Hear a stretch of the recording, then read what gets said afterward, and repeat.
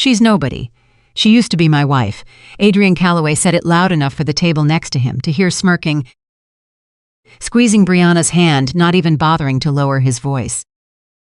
500 guests, crystal glasses, chandeliers throwing gold light across the most powerful room in Chicago. He had walked in tonight like he owned it, like the past year had never happened. Like Madison Harper was a chapter he had already closed and forgotten. Then the lights shifted to the stage. A woman stepped to the podium. The entire room rose to its feet, and Adrian Calloway's smirk died on his face. Because nobody was hosting his entire world tonight. Before we go any further, if this is your first time here, please take a second right now and hit that subscribe button. Leave a comment below and tell me what city you're watching from. I want to see exactly how far this story has traveled. Now let's go back to the beginning, because you need to understand everything Adrian Calloway threw away before you can truly appreciate what he was about to face. The morning Madison Harper turned 28, she woke up before her alarm. That was not unusual. She had been doing that for years, waking up before the world demanded anything from her. Lying still in the quiet and listening to the sound of her own breathing before the day took everything she had. She lay there in the king-sized bed of their Chicago townhouse, staring at the ceiling, and she did something she rarely allowed herself to do anymore. She thought about who she used to be before Adrian. Before the marriage. Before she decided somewhere along the way that shrinking herself was the same as being a good wife. Madison Harper, the woman she was at 22, had been someone people noticed. Not because she was loud or flashy or the kind of woman who demanded attention, but because when she walked into a room, she carried herself like she had already decided she belonged there. She had launched her interior design company, Harper & Co., from a single-room office with second-hand furniture and a laptop she bought on credit. She had pitched her first major client in a borrowed blazer. She had won that contract, and then another, and then another. By 24, she had a staff of 6. By 25, her company had been featured in a regional design magazine. By 26, she had met Dr. Adrian Calloway at a charity fundraiser, and he had looked at her across the room like she was the most interesting person there.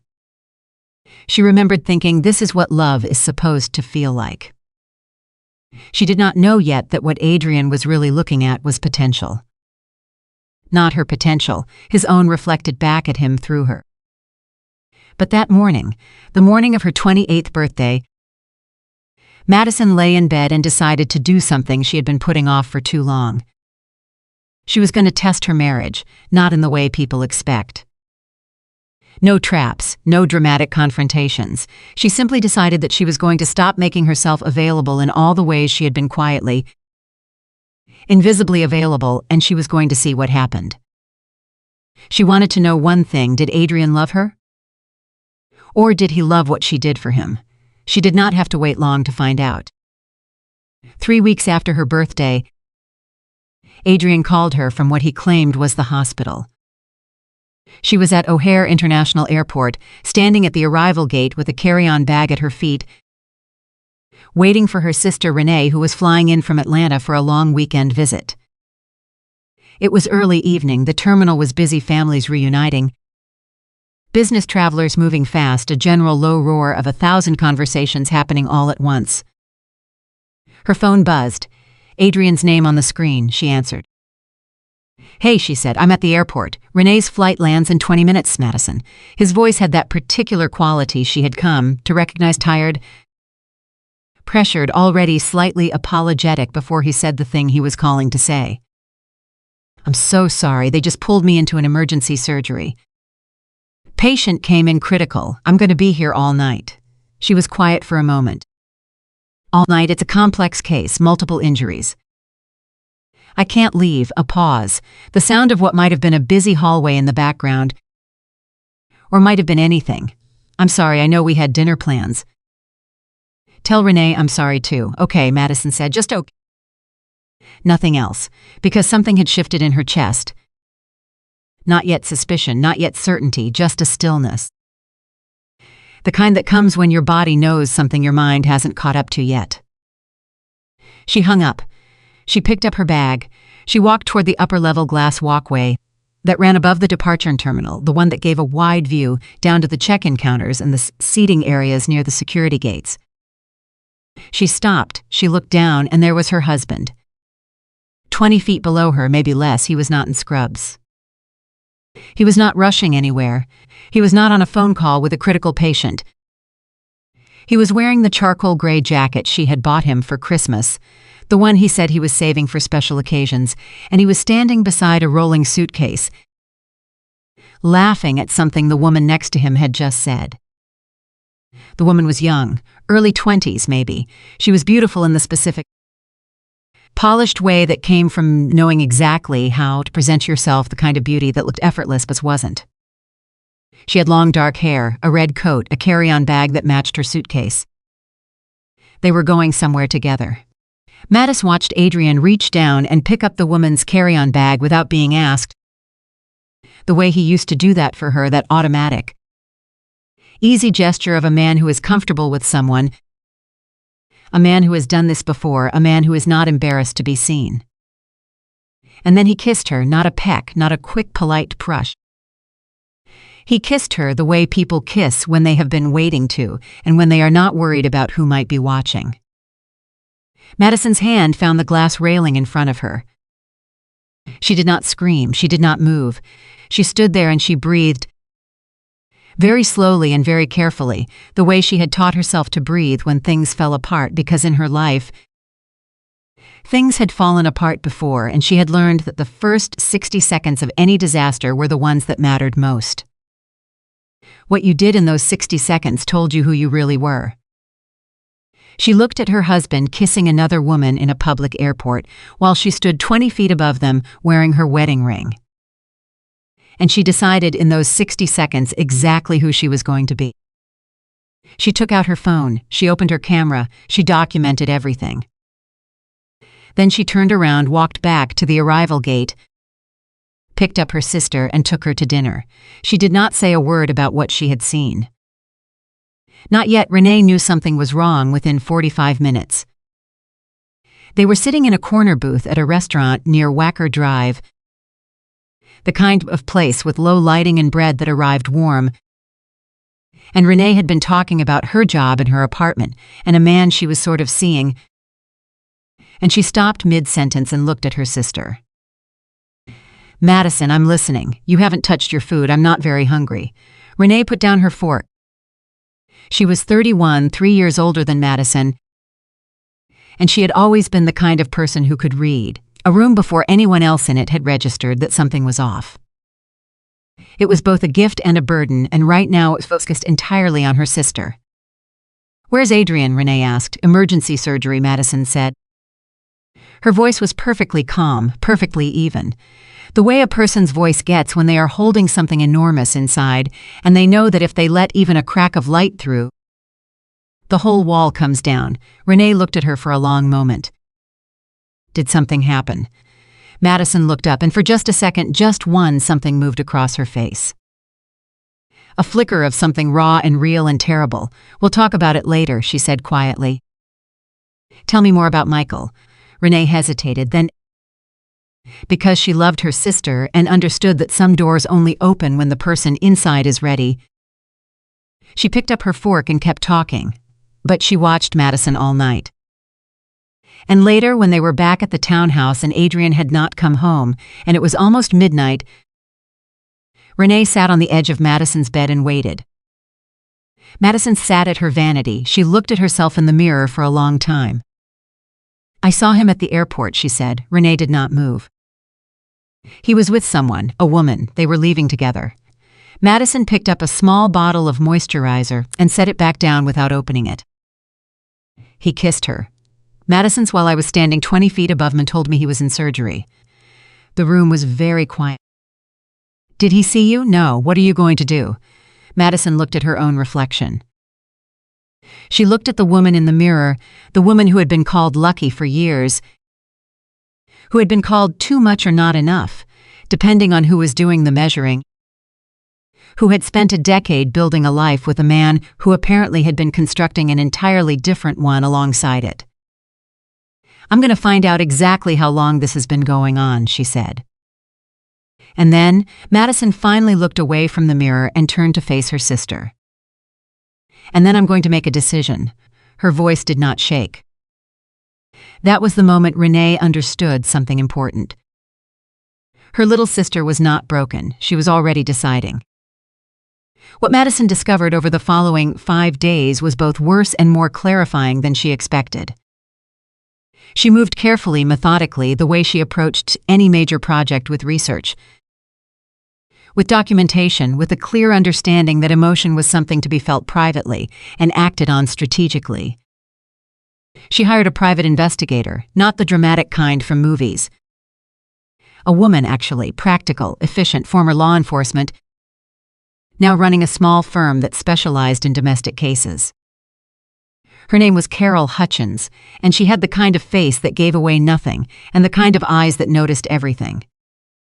"Tell me what you know," Carol said, Madison told her.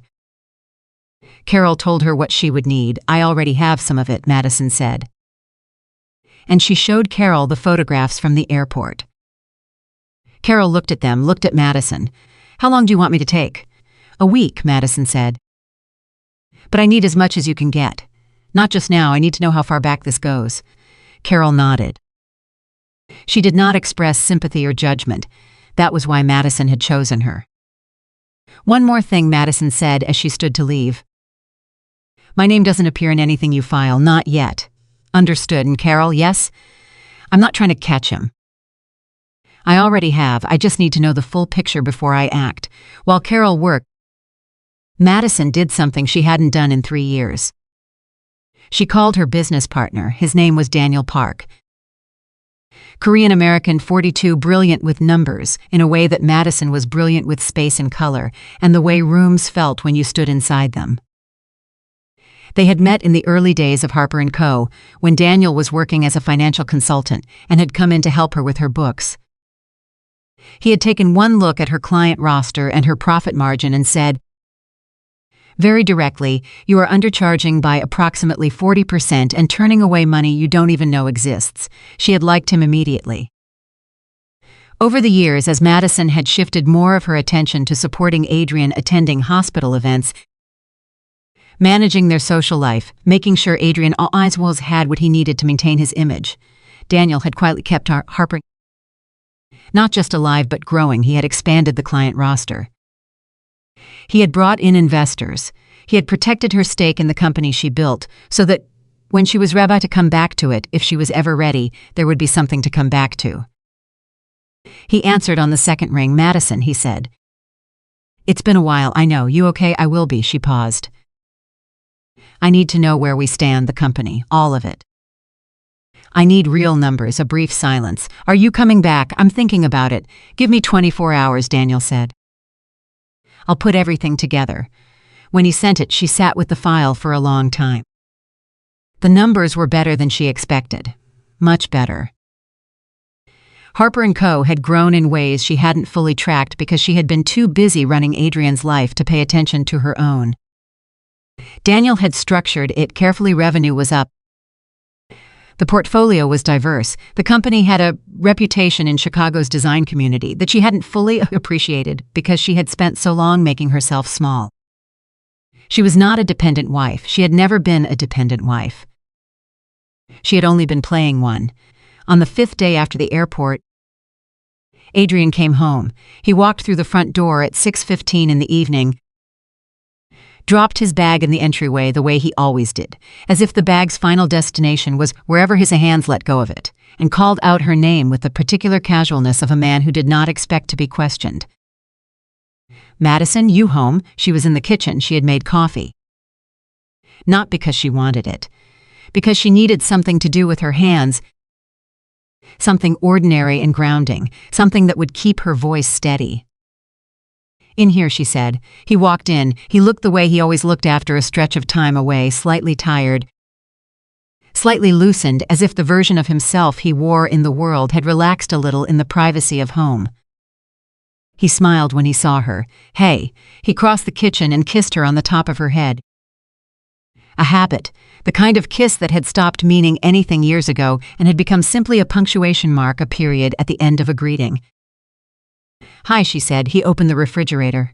God, I'm starving. What's there to eat? There's leftover chicken. Perfect. He pulled out the container and started serving himself, leaning against the counter, completely relaxed. How was surgery? Madison asked. She kept her voice light, conversational. She was watching him. Brutal, he said without looking up. Honestly, this week wiped me out. Complicated case, then 3 other back-to-back procedures. My attending was on my case about the chart documentation. He shook his head. I'm just glad to be home. Madison wrapped her hands around her coffee mug. Which hospital room? She said. Adrian looked up. What? The patient. The emergency surgery on Thursday night. Which room were they in? Something moved across his face. Fast, barely visible. But she caught it. Why are you asking me that? Because you said it was a complicated case. I was curious. He set down the container. His body language shifted, not dramatically. Just enough. The casual lean became a more careful stillness. I don't know the exact room number off the top of my head. Madison, I see dozens of patients. What was the procedure? Why are you doing this? I'm just asking about your week. Adrian, it feels like more than that. She looked at him. He looked at her, and for the first time in a very long time, Adrian Calloway looked at his wife, really looked at her, and something in what he saw made him go quiet. Madison, he said. His voice had changed, dropped lower. The charming ease gone, replaced with something more careful. What's this about? She set down her mug. She walked to the dining table. She sat. Come sit down, she said. He did not move for a moment. Then he came around the counter and sat across from her. He put his elbows on the table and looked at her, with the focused attention of a man who had suddenly understood that this conversation was not going in a direction he had anticipated. I'm listening, he said. Good, Madison said, and she placed the first photograph on the table between them. The airport, the charcoal gray jacket, the woman in the red coat. The kiss. Adrian looked at the photograph. The color left his face. Madison, there are more, she said. Carol is very thorough. Who is Carol? My investigator. He stood up. You hired an investigator. Sit down, Adrian. Something in her voice, the quietness of it, the absolute lack of trembling made him sit. She placed the second photograph. The third, hotel records, restaurant receipts printed on plain paper. A timeline. Carol had put together dates, locations, patterns, the first indicator going back 14 months. 14 months. Adrian's hands were flat on the table. He was not looking at the photographs anymore. He was looking at his wife. How long have you known? He said. Does it matter? Yes. It matters to me. It shouldn't, Madison said. What should matter to you is that I know now. And I know everything. He exhaled, ran a hand over his face.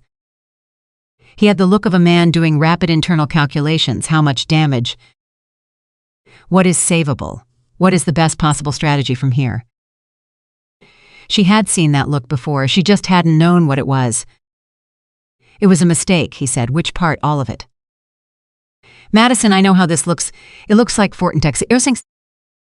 Adrian, he was quiet. It looks like 14 months of lying to me. 14 months of coming home and kissing me on the top of my head and asking what's for dinner. 14 months of sitting in this kitchen and talking about your week and your patients and your stress while you were. She stopped. Took a breath. When she spoke again, her voice was still even. I need you to understand something. I am not doing this because I'm angry. I'm doing this because I deserve the truth, and I'm going to get it whether you give it to me or not. Adrian looked at her. His jaw was tight. I don't know what to say. I know, I never meant. Madison. Her name, she said. I want her name. A pause. Brianna, he said. She nodded slowly, absorbed it. How old? 24. Madison looked down at the table for a moment. Then back up. Does she know you're married? He didn't answer immediately. Which was its own answer. She knows, Madison said. It's complicated. It's not complicated, Madison said. None of this is complicated. You chose her over me. Repeatedly for 14 months, and you lied to my face while you did it. That is not complicated. That is a choice. She placed her hands flat on the table. And this is mine. She slid the final document across. Divorce papers, already prepared, already signed by her. Adrian stared at them, his mouth open, closed. You already days ago, Madison. You can't, we have 10 years, you can't just Adrian. Her voice was quiet.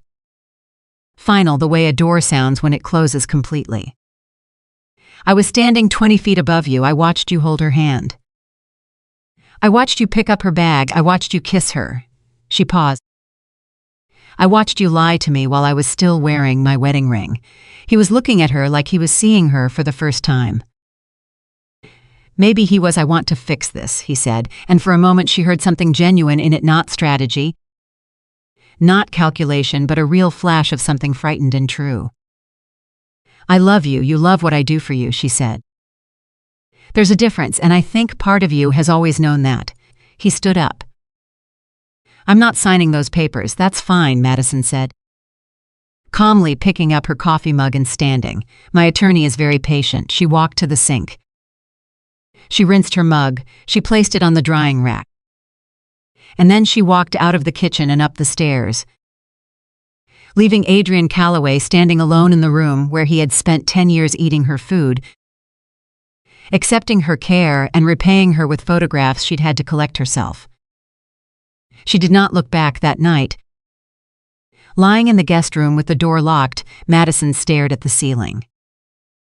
She thought about the woman she had been at 22, the one with the second-hand office furniture and the borrowed blazer, and the belief that if she worked hard enough, loved honestly enough, gave generously enough, it would be enough.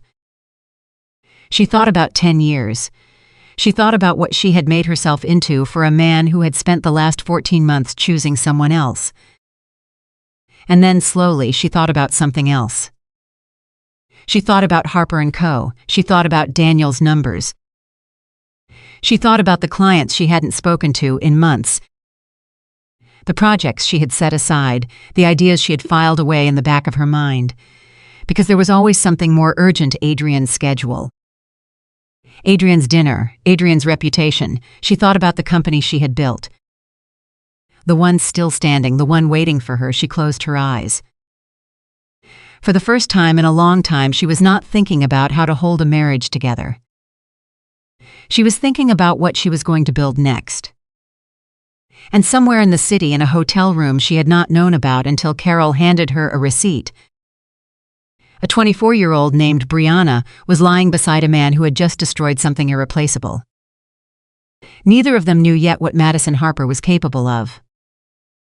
Neither of them would understand, not for a long time, that the woman Adrian had dismissed as lucky, as plain, as too soft and too patient and too easily overlooked, was quiet, methodically, and without a single tear in public, beginning to build the most important thing she had ever made.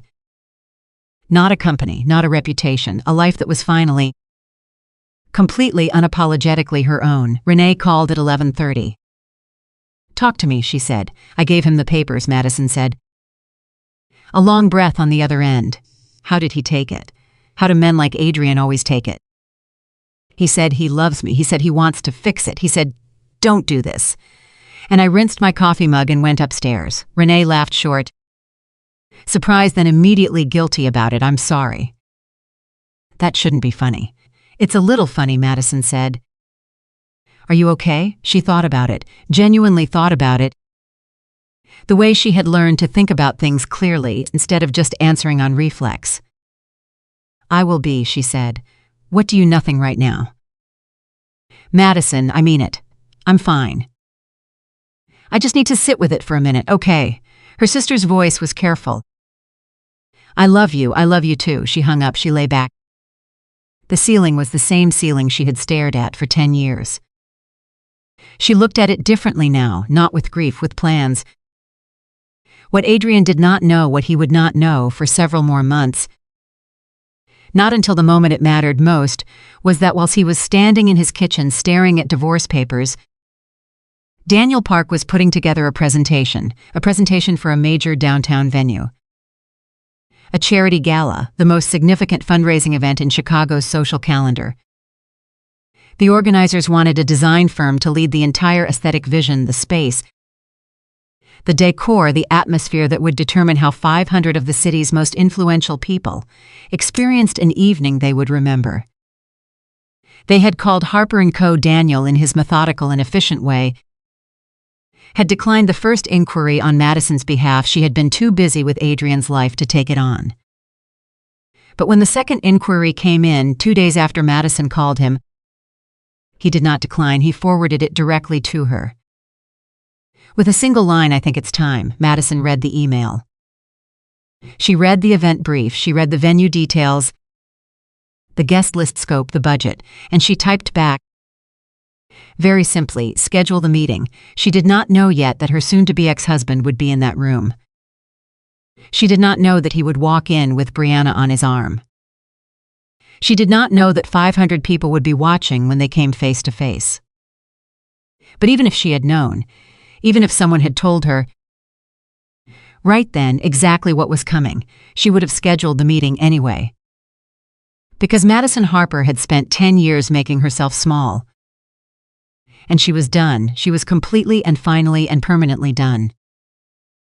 The morning after Madison placed those divorce papers on the table, Adrian did not leave.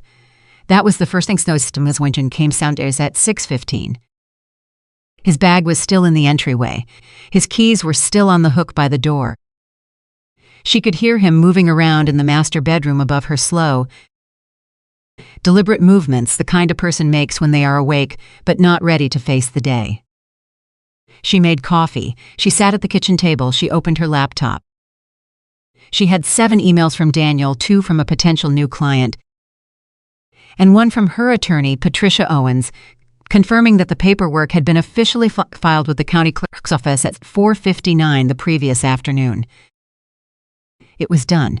Whatever Adrian decided to do with the morning, it did not change that.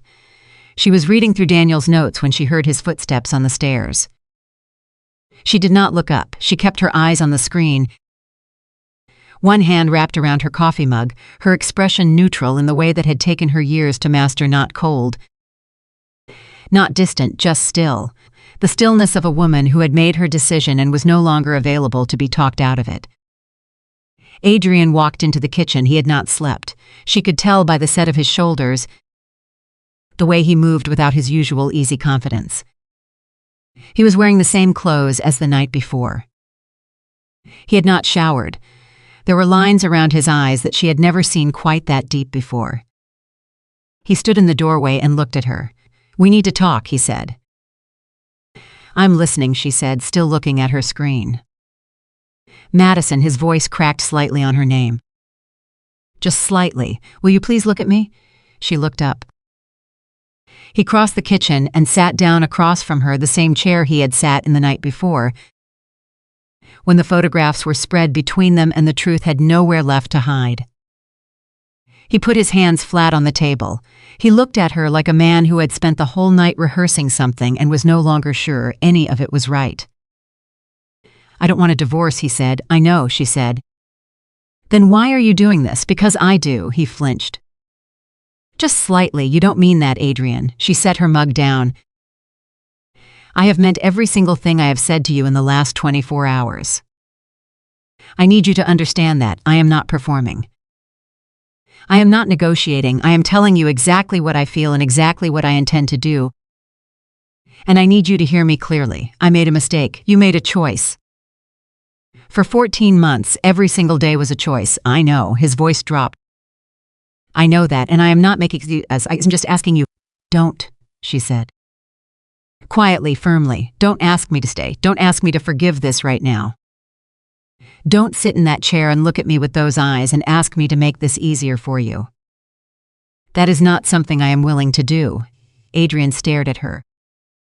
He opened his mouth, closed it, and for a moment, a real moment, she saw something on his face that was not strategy and was not charm and was not the polished, careful presentation he showed the world.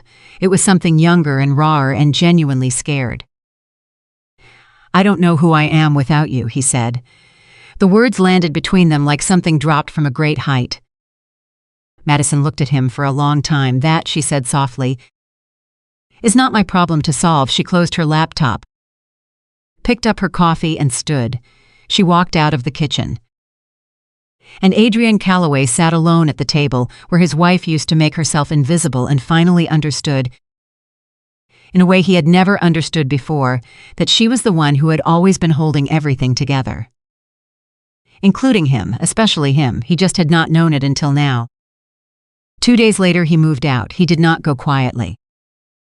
Not at first. He called 3 times the morning of, left 2 voicemails, sent a text that Madison read and did not answer. His mother called, his sister called, his colleague Dr. Frank Huang, who had been Adrian's best friend since their residency days and who had known Madison almost as long, called and left a message that was more genuine than the others. Madison, I don't know what happened, but I'm sorry. You deserved better than this. She appreciated that one. She did not call him back either, but she appreciated it. Adrian's mother, Eleanor Calloway, did not leave a voicemail.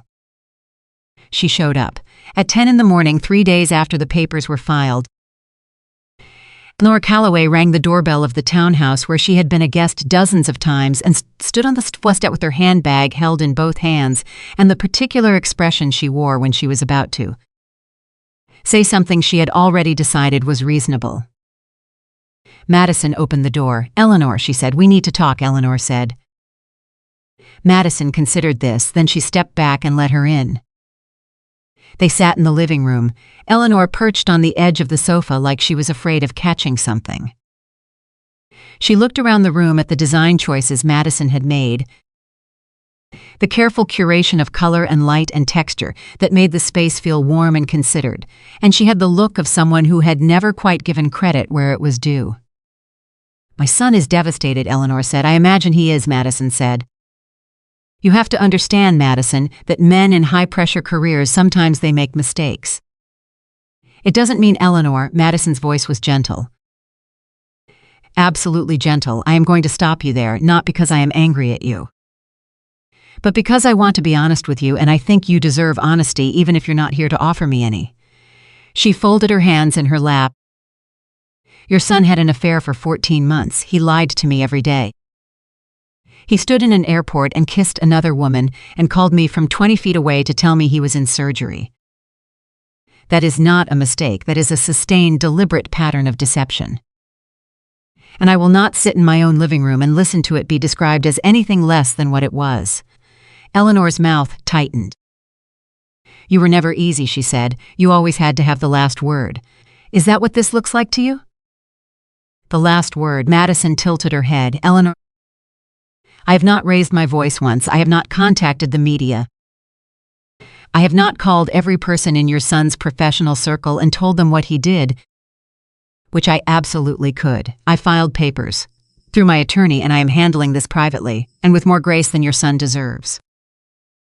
What exactly do you want from me? Eleanor was quiet for a moment. I want you to think about what you're throwing away. I want you to think about what your son threw away first, Madison said. And then I want you to go home. Eleanor stood. She smoothed her skirt. She looked at Madison with the expression she had worn for 10 years, the one that said, You are not quite what I expected for my son. You are not quite enough, and for the first time Madison looked back at her without any apology in her eyes. You always thought I was lucky to have him, Madison said. Didn't you? Eleanor said nothing. I know you did.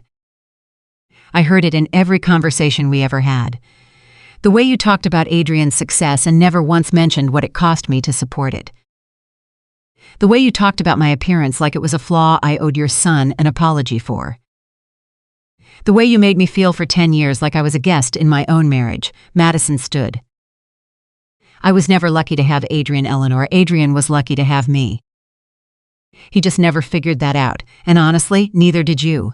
Eleanor Calloway walked to the door. She opened it. She paused, and without turning around, she said, You'll regret this. Probably not, Madison said. But I appreciate the concern. The door closed. Madison stood in her living room.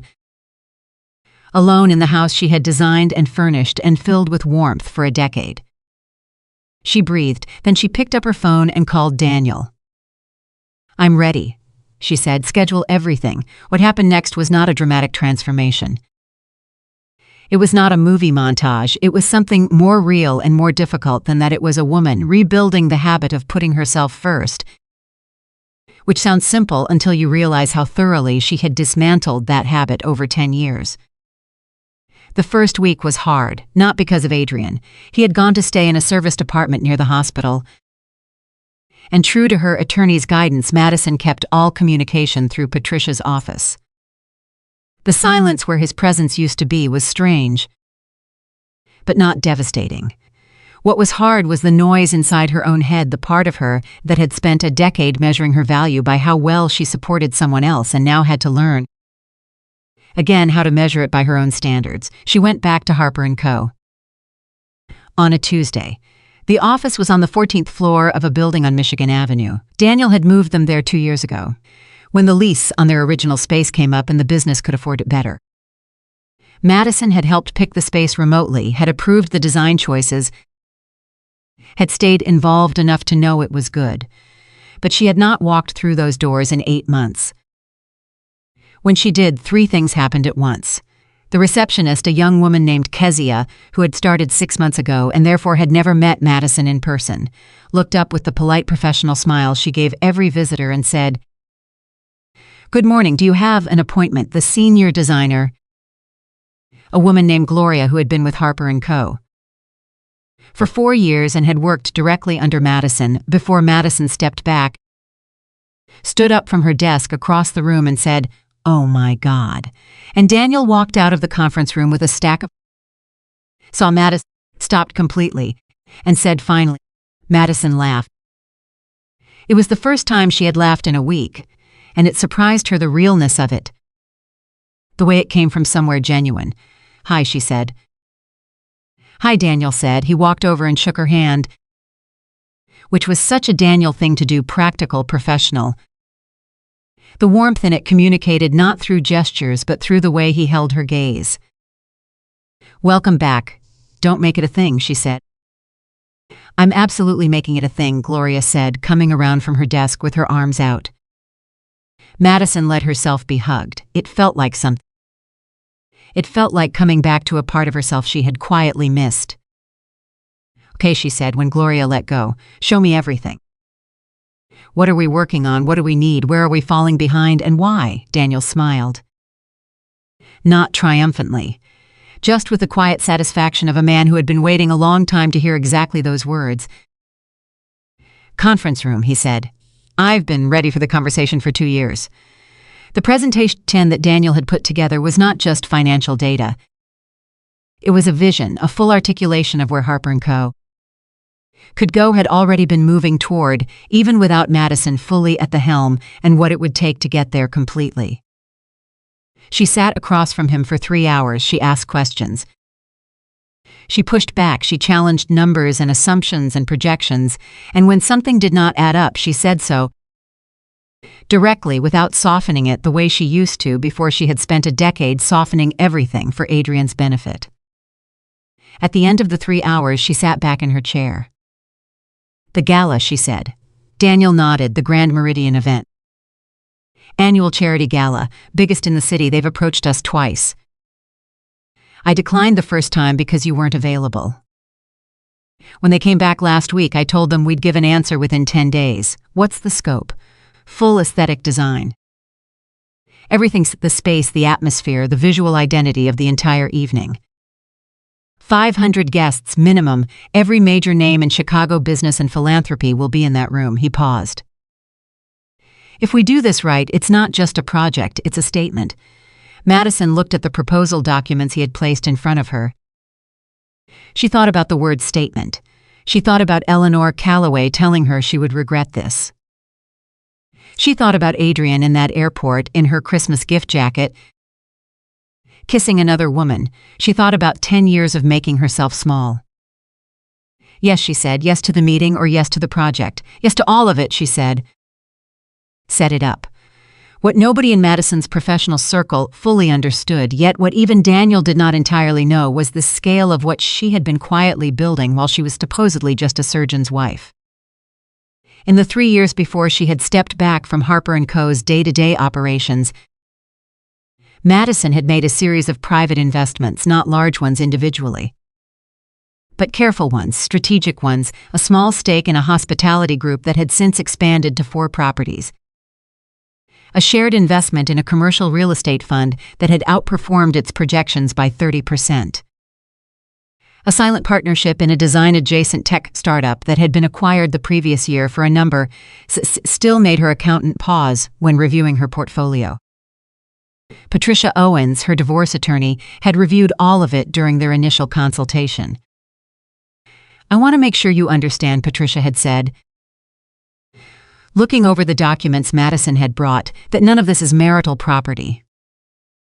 You structured it correctly. These are all pre-existing separate assets or investments made with separate funds." "I know," Madison said. "Adrian's attorney is going to look for leverage. I know that too. He's going to try to claim that your reduced involvement in Harper & Co. was due to the marriage and that therefore he's entitled." Patricia. Madison had looked at her steadily. "Adrian doesn't know about any of this. He never asked about my finances. He assumed I was dependent on him. He was wrong. Please proceed accordingly."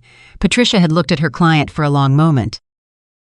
"Okay," she said, and there was something in her voice, not quite admiration, but something close to it. "Okay, let's proceed." 3 weeks after Madison returned to Harper & Co., Adrian's attorney made his first move.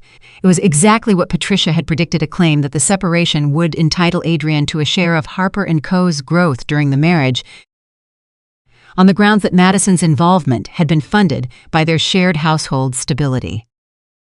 Patricia filed a response within 48 hours. It included Madison's full financial history, the separate accounts, the pre-marriage investments, the independent revenue streams, the documented evidence that Harper & Co. had continued to grow under Daniel's management even during the period of Madden's reduced involvement without any contribution, financial or otherwise, from Adrian Calloway. Adrian's attorney went quiet for several days. Then he called Patricia and said, in the careful language lawyers use when they are recalibrating, "My client was not aware of the full extent of Mrs. Calloway's independent financial situation, Dr. Calloway," Patricia corrected. "My client holds a doctorate in design. She prefers to be addressed by her professional title." Another pause. "Of course, my apologies. Madison was not in the room for that conversation." Patricia told her about it afterward, including the correction about the title, and Madison looked out the window of the office for a moment. "He didn't know I had a doctorate," she said. "Apparently he did not know you used it professionally," Patricia said carefully. Madison turned back from the window. "He never asked," she said. It was not a question, it was not a statement of grief. It was simply the quiet, final confirmation of something she had already known, that for 10 years, the man she had built her life around had been remarkably, completely uninterested in who she actually was. He had loved the role she played. He had never bothered to know the person playing it.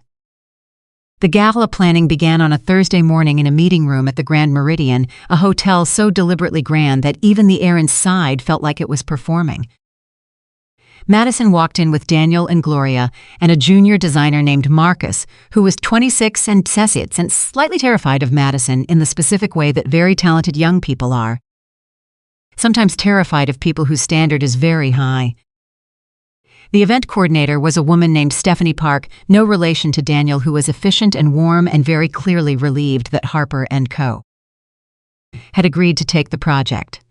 "We've been trying to get you for this event for 2 years, Stephanie said, shaking Madison's hand, "when Daniel said you were coming back full-time.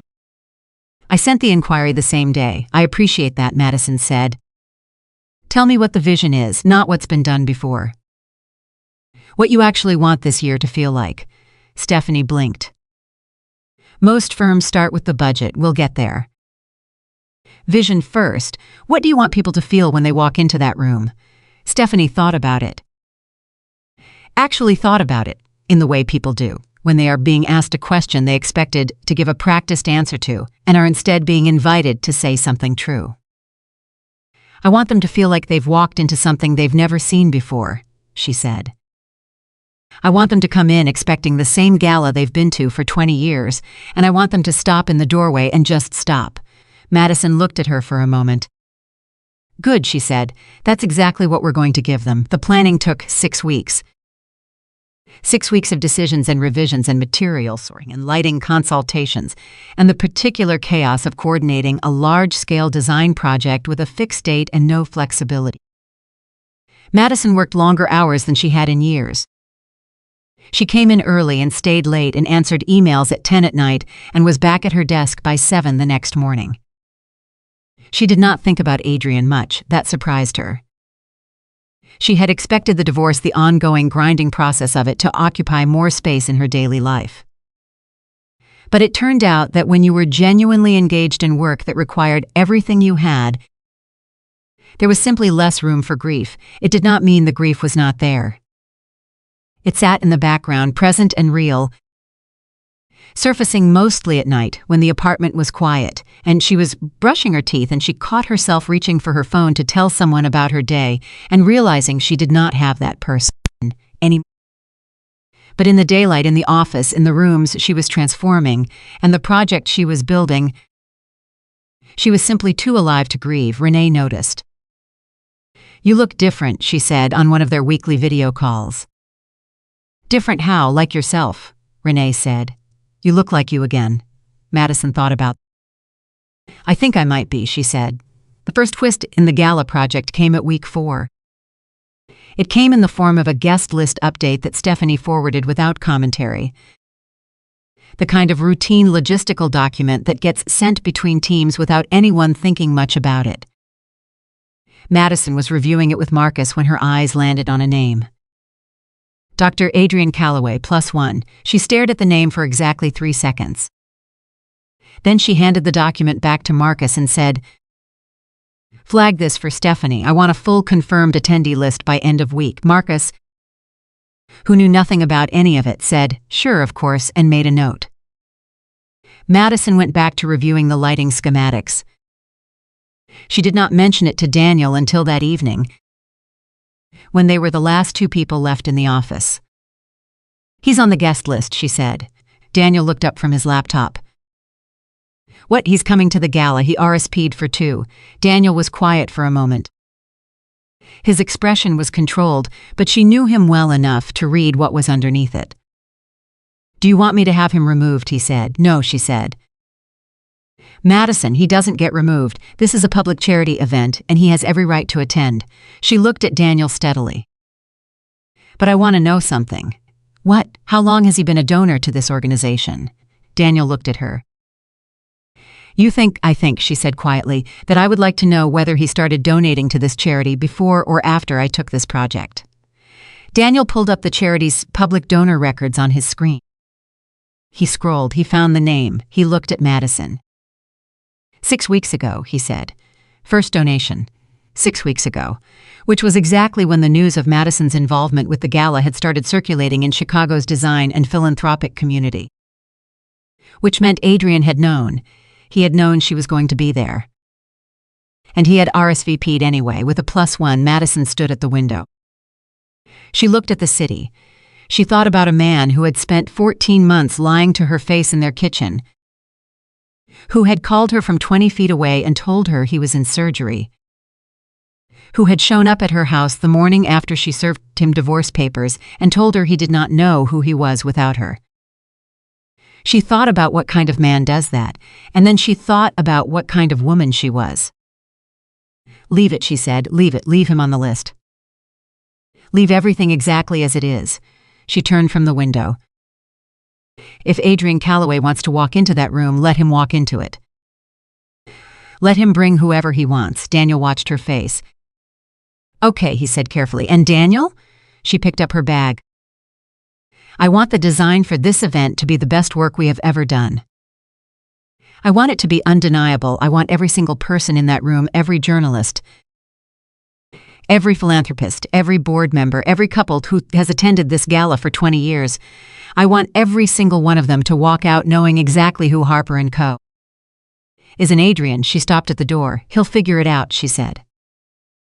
Same as everyone else, the week before the gala, Brianna posted a photograph. It appeared on a social media account that Madison had never followed and had no reason to look at.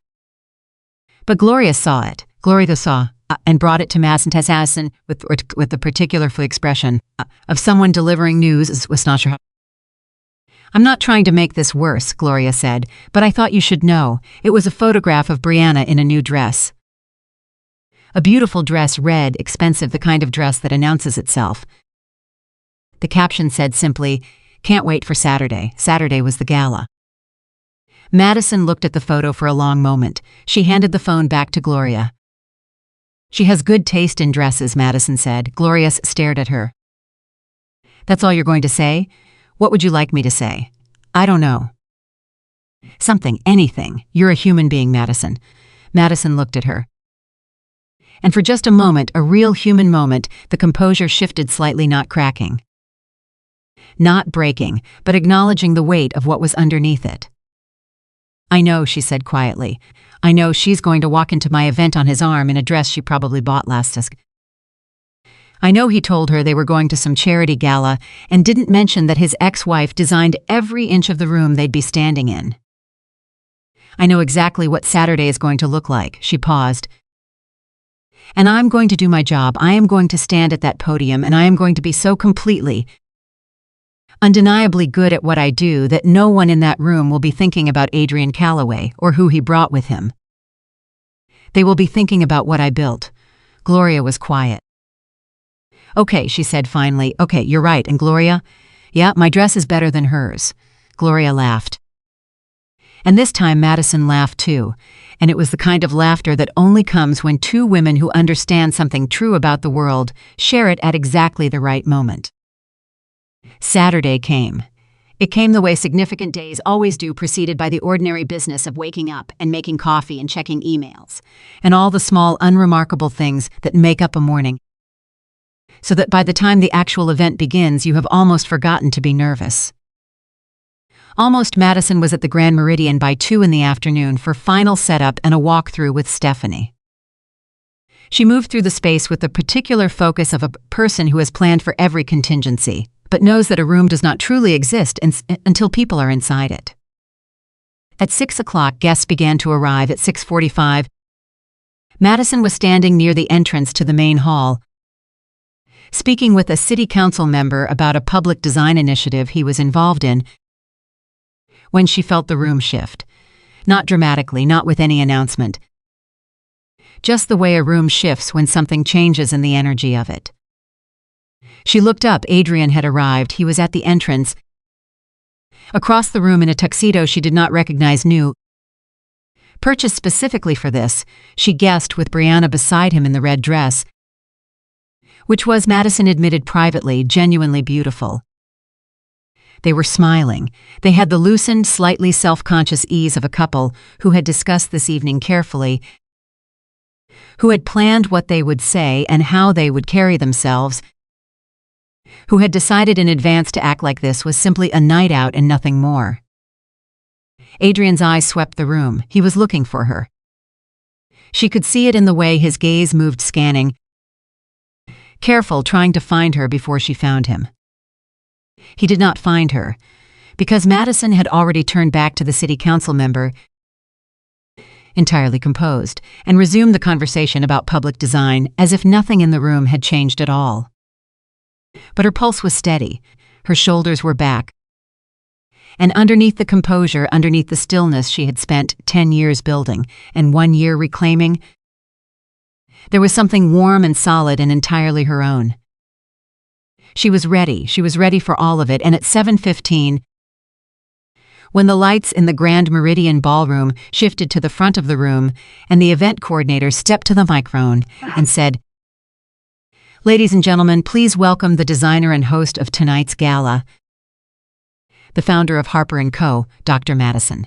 Madison walked to that stage like she had never once in her life made herself small for anyone. 500 people rose to their feet. Across the room, at a table near the back, Adrian Calloway slowly stood. Not because the applause had carried him up with it, but because his legs did it before his mind caught up.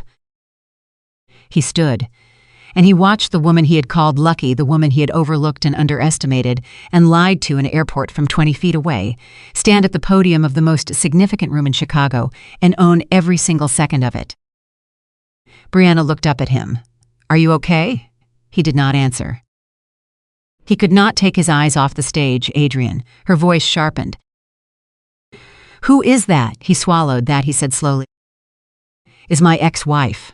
Brianna looked at the stage, at the woman in the extraordinary dress who was speaking to 500 people like it was the most natural thing in the world. At the room that had been designed by her hands, filled with her vision, transformed into something that would be talked about for years. Brianna looked back at Adrian. "You told me she was nobody," she said. He did not have an answer for that. He had not had an answer for a long time. He had just not known it until now. The applause lasted longer than anyone had planned for. Stephanie, standing at the side of the stage with her event clipboard, had allocated 45 seconds in the run of show for the host introduction. She had been doing this job for 11 years, and 45 seconds was generous by any standard. But the room kept going, 500 people, and the sound built instead of fading. The kind of sustained applause that happens when a crowd is responding not just to a name, but to something they felt the moment the person walked into the light. Madison stood at the podium and let it settle. She did not rush it. She did not wave it down with false modesty or smile, the practiced smile of someone performing humility. She simply stood there, composed and present, and waited for the room to come to her. When it did, she spoke. "Thank you," she said. "I designed this room to make you feel something the moment you walked in.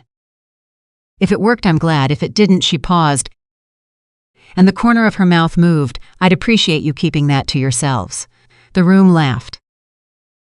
Warmly, genuinely, the way people laugh when someone says something true and slightly unexpected from a podium. At the table near the back, Adrian Calloway did not laugh.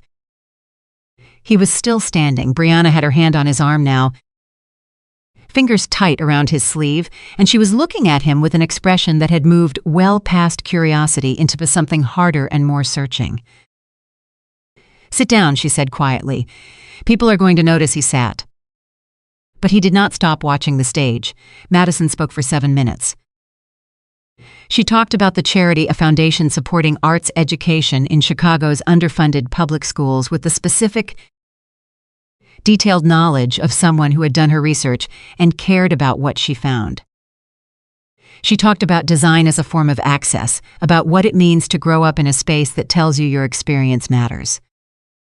She was precise and warm and entirely without performance, and the room listened to her the way rooms only solicitous people who are saying something they believe completely. When she finished, the applause came again. She stepped back from the podium. She walked off the stage, and for the first time since she had arrived at the Grand Meridian that afternoon, she allowed herself one single thought about the table near the back of the room. She thought he saw it. Whatever came next, he had seen it. And that was enough. The first hour of the gala moved the way well-designed events are supposed to move, with the illusion of effortlessness that only comes from weeks of meticulous planning. The room did what Madison had intended it to do. People moved through it differently than they moved through ordinary spaces. They slowed down, they looked at things.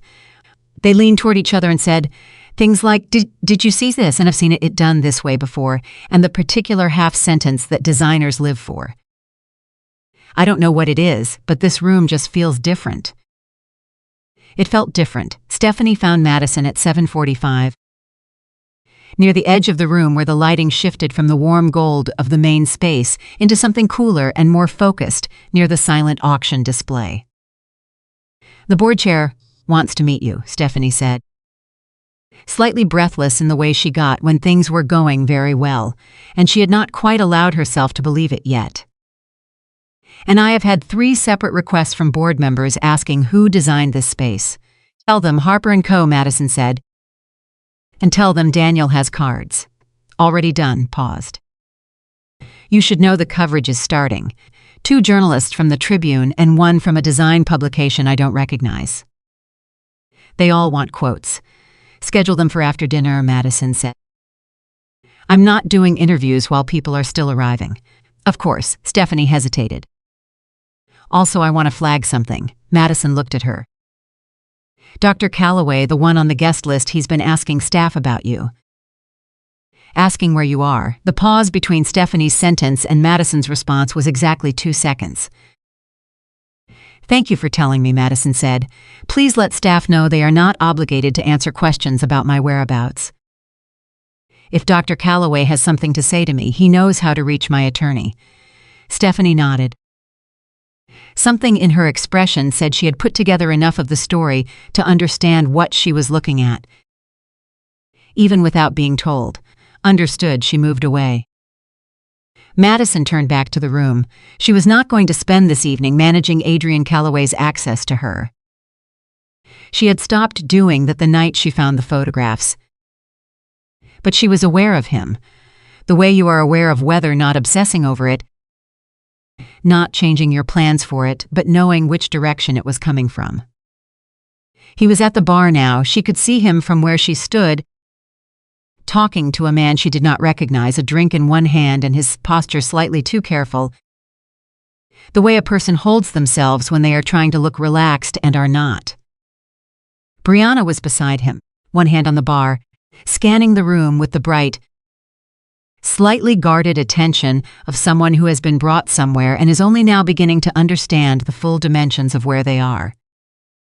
The board chair was a man named Gerald Whitmore, 71. Silver-haired, the kind of man who had been in the same rooms with powerful people for so long that he had developed the easy, unhurried manner of someone who no longer needed to prove anything to anyone. He found Madison near the silent auction at 8 o'clock and shook her hand with both of his and said, I have attended this gala for 19 years, and this is the first time I have walked in and felt like I was somewhere I had never been before. That's exactly what we were going for, Madison said. You succeeded. He looked around the room with the proprietary satisfaction of a man who was glad to be associated with something excellent. I want to talk to you about something. Not tonight. Tonight you should enjoy this. But next week, we're beginning to plan a permanent redesign of our foundation headquarters. And I want Harper & Co. at the table.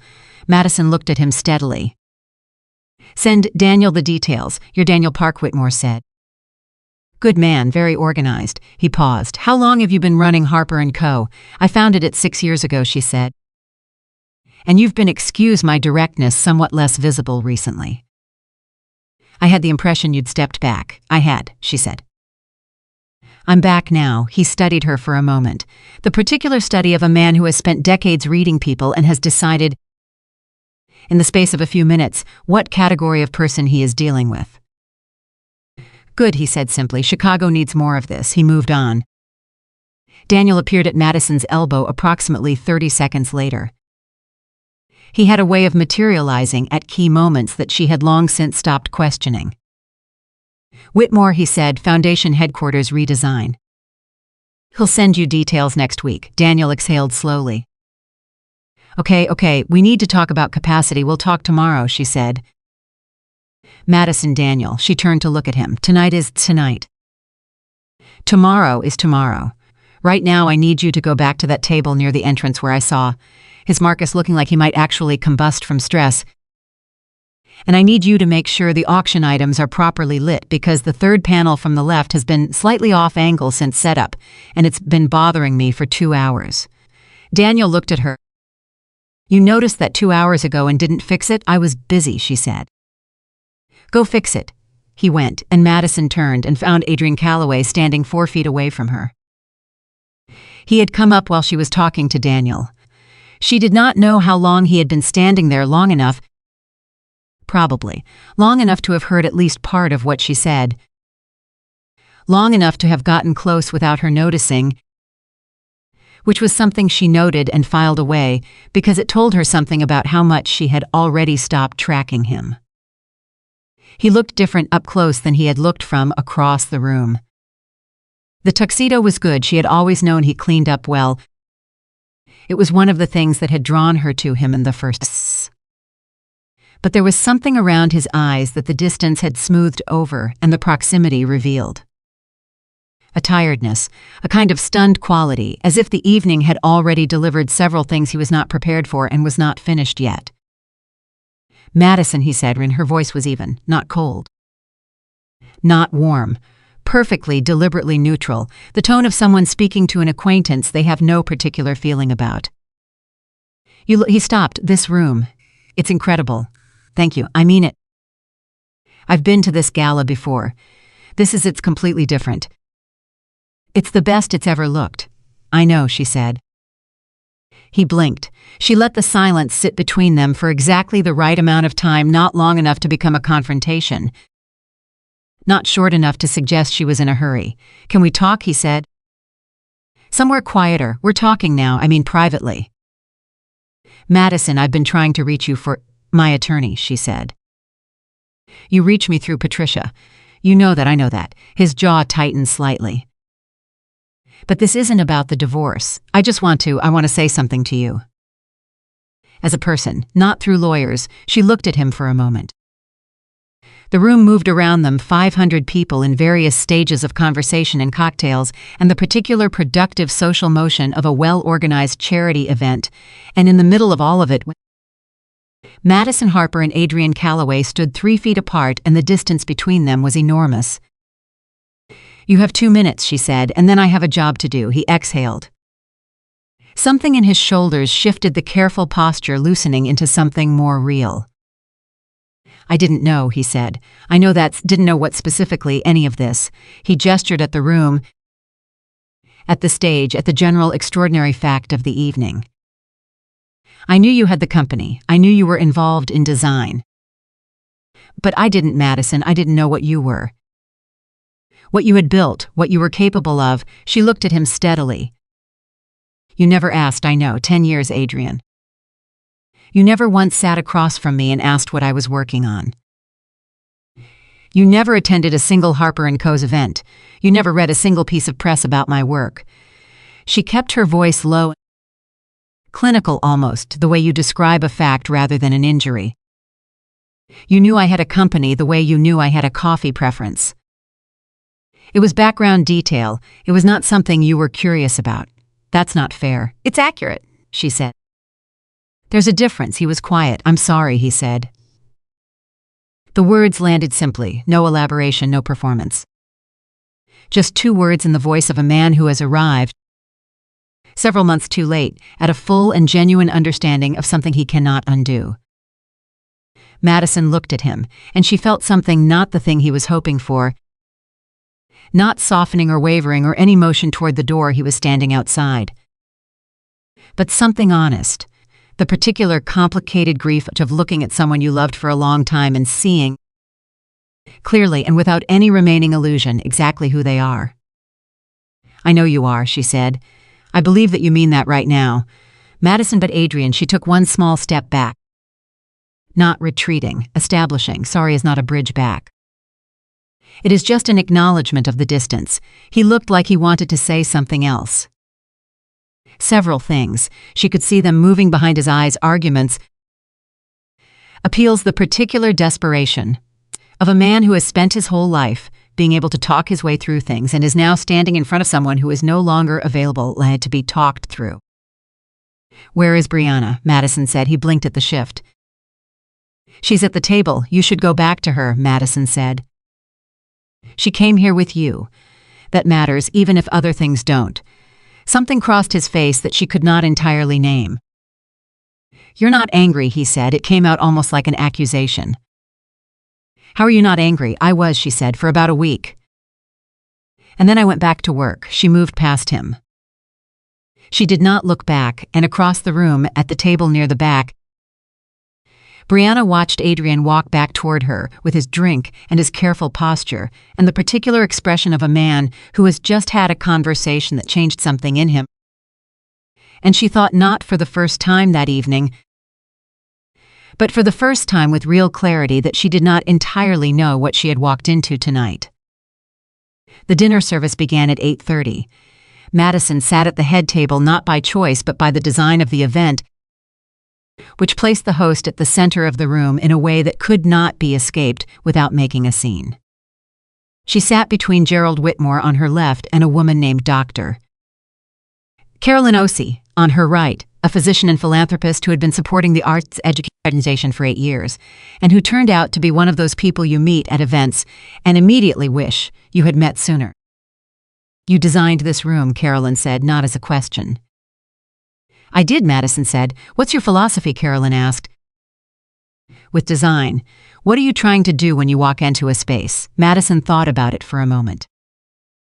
"Not performing consideration, actually thinking. I'm trying to make people feel like they were expected," she said. Like the room knew they were coming and prepared for them. "I think most spaces make people feel incidental. I want to make them feel necessary." Carolyn looked at her with the focused attention of someone who has just heard something they intend to remember. "That's extraordinary," she said. "It's just a philosophy," Madison said. "No," Carolyn shook her head. "A lot of people have philosophies. Very few of them feel like that when you're sitting inside them." She looked around the room. "This one does." Madison looked at her room, at the space she had built from a vision and 6 weeks of exhausting, precise, deeply satisfying work. She thought about what it had felt like to come back to this, to walk back through the doors of Harper & Co. and sit across from Daniel and say, "Yes, all of it. Let's go." She thought about the morning she had walked out of a kitchen where Adrian was making breakfast, up staircase and into a guest room and lain in the dark, and thought about what she was going to build next. She thought about how long it had taken her. She thought about how the woman who had done all of this had always been exactly who she was. She had not transformed. She had not become someone new. She had simply stopped pretending to be smaller. "Thank you," she said to Carolyn, and meant it entirely. The twist arrived at 9:40. Madison had stepped away from the dinner table, briefly, not because she needed to escape anything, but because Stephanie had flagged a minor issue with the audio setup for the awards portion of the evening, and Madison wanted to resolve it before it became a problem during the program. She was standing near the production desk at the edge of the room, speaking with the sound technician, when her phone buzzed. "A text from Daniel. We have a situation, North Corridor." Now she excused herself. She walked to the North Corridor, a wide hallway off the main ballroom that connected to the hotel's secondary event spaces. Quiet at this hour because the gala was entirely contained in the main room. Daniel was standing there, and beside him, looking like she had very recently made a decision she was not entirely sure about, was Brianna. Madison stopped. She looked at Daniel.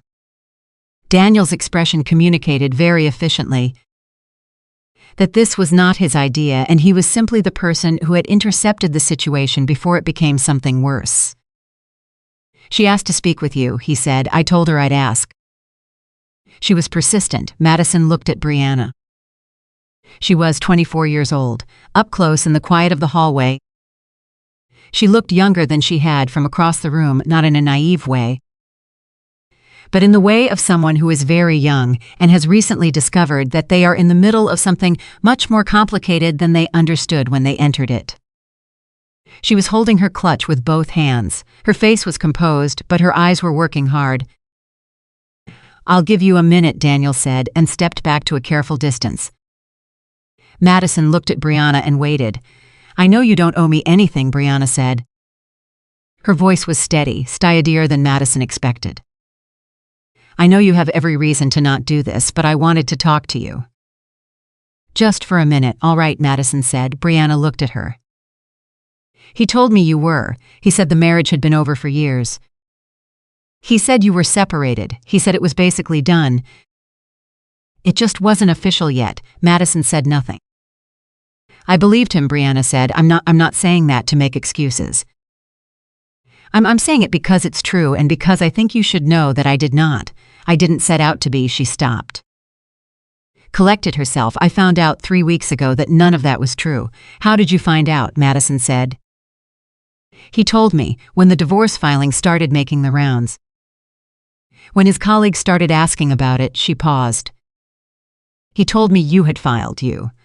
Madison nodded slowly. And then I had a lot of questions that he didn't have good answers for. Brianna's chin lifted slightly. I'm not with him. Tonight we came together because we had already planned to and I didn't want to. She stopped again. I don't know why I came. Maybe I wanted to see you. Maybe I wanted to understand what I was actually part of. The hallway was very quiet. Madison looked at this young woman, 24 years old, in a beautiful red dress, holding a small bag with both hands and telling the truth in a corridor, off a ballroom where 500 people were eating dinner, and she made a decision. He's very convincing, Madison said. He always has been. It's one of the things that made him good at his work, the ability to make people feel like they are the only thing he's focused on. It's also what made him very effective at lying. She paused. I don't blame you for believing him, Brianna. He's had a lot of practice. Brianna was quiet for a moment. Are you okay? She said. I know that's a strange thing to ask. I'm fine, Madison said. I'm genuinely fine, are you? Something moved across Brianna's face, surprise. And then something more complicated. I don't know yet, she said honestly. That's a reasonable answer, Madison said, a pause. He doesn't deserve you, Brianna said. I know I'm the last person who should say that. But watching him in there tonight, watching him watch you on that stage, she shook her head. He looked at you the way someone looks when they've broken something they didn't know was valuable until it's gone. Madison absorbed that. Brianna, she said, do yourself a favor. What? Don't make the same mistake I did. Don't make yourself small for someone who isn't paying attention to how much space you're giving up. She paused. You're 24. You have time to build something that is entirely your own. Don't spend it propping up someone else's version of themselves. Brianna looked at her for a long time. Okay, she said, quietly, like a person filing something away in the part of themselves where the important things go. Madison nodded. She turned and walked back toward the ballroom. And behind her, in the corridor, Brianna stood for a moment alone. And then she took out her phone and she ordered a car. She did not go back to the table near the back of the room. She did not say goodbye to Adrian, she simply left. Adrian noticed at 9:58 he had been watching the hallway from across the room, the careful surveillance of a man who knew something was happening and could not get to it. And when Madison walked back into the ballroom alone, he felt a specific alarm that he could not name precisely. He looked toward the corridor. Brianna did not come back. He waited 3 minutes, then 5, then he stood and walked to the corridor himself and found it empty. And walked further to the hotel lobby and found it empty in the relevant way. And took out his phone and called her number. It rang 4 times. Voicemail. He stood in the lobby of the Grand Meridian Hotel in his new tuxedo and called again. Voicemail. He looked at his screen for a moment. Then he typed a message and sent it. He stood there for a long time. She did not reply. He walked back to the ballroom. He sat at his table. He picked up his drink, set it down, picked it up again. Around him, 500 people continued their evening, the awards program beginning. The room warmed up and engaged, the particular good energy of an event that had delivered on everything it promised. At the podium, Madison was presenting the first award of the evening. She spoke with the easy authority of someone who had earned the right to be exactly where they were. Adrian watched her, and for the first time since the night she had placed those photographs on the table between them, he thought about something she had said that night that he had not let himself think about since. She had said, "You love what I do for you. There's a difference." He had told himself in the months since that she was wrong. That what he felt for her was real, whatever its complications. That the affair had been a failure of character but not a failure of love. But sitting in the back of the room that she had designed, watching her stand in a light she had earned, surrounded by people who were seeing for the first time what he had been given access to for a decade, and had not bothered to look at, he thought that maybe she had not been wrong. Maybe she had been exactly right, and maybe the most painful truth of the whole thing was not that he had lost her. It was that he had had her, really had her, the whole extraordinary fact of her, and had chosen, again and again, not to see it. The awards program concluded at 10:45. The room opened back up for the final hour of the evening music, mingling the gradual, pleasant drift of a successful event coming to its close. Madison was standing with Gerald Whitmore and 2 other board members when she felt a hand on her elbow. Light, brief, immediately withdrawn, she turned. It was Dr. Frank Huang, Adrian's oldest friend, the one who had called after the divorce filing and left the message she had appreciated and not answered. "Madison," he said, "I'm sorry to interrupt. I just wanted to say this event is extraordinary." "You're extraordinary." He paused. "I owe you an apology." "You don't," she said. "I do." His voice was direct and sincere, the way she had always found Frank. He was not a man who performed emotions, which made the ones he showed more credible. "I knew something was wrong in that marriage for a long time. I didn't say anything because he's my best friend, and I told myself it wasn't my place. But it was my place to tell you that you deserved better. I didn't do that." She looked at him. "Frank," she said, "you called me when he didn't. That was something. It wasn't enough." "No," she agreed. "But it wasn't nothing." He nodded. "What you've built," he said, gesturing at the room. "This is Madison. What you've built is remarkable. I hope you know that. I'm learning to," she said. He smiled, small, genuine. "Good." He moved on, and Madison turned back to Gerald Whitmore and the conversation and the evening, and she thought about what Frank had said, not the apology, but the other part. What you've built is remarkable. She looked at her room, at the space she had made from nothing but vision and skill and 6 weeks of showing up. She thought about the office on Michigan Avenue and Daniel's numbers, and the project list that was already growing faster than their current team could manage, and the conversation she needed to have with him tomorrow about capacity. She thought about Harper & Co. She thought about the woman who had built it from a single-room office with second-hand furniture and a borrowed blazer. She thought about everything that woman had been willing to make herself into for someone who could not be bothered to ask what she was working on. And then she thought about everything that woman was going to build next. The room was full of her work. The room was full of her. And somewhere near the bar, Adrian Calloway stood alone, Brianna gone, his drink mostly untouched, the evening moving around him in the cheerful, indifferent way that evenings move when they do not belong to Beckel. And he tried to find a version of the night that did not feel like what it actually was.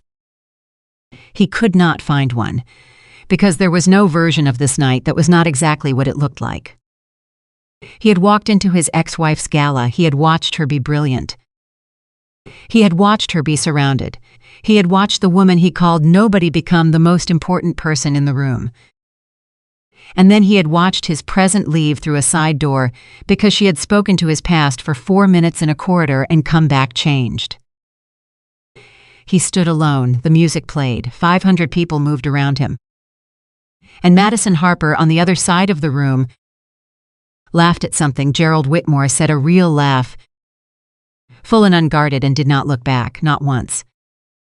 Not for the rest of the night. The morning after the gala, Madison woke up at 5:43, not because of an alarm, not because of anxiety, but because her body had relearned, over the past several months, the particular rhythm of a person who has things to do and is genuinely looking forward to doing them.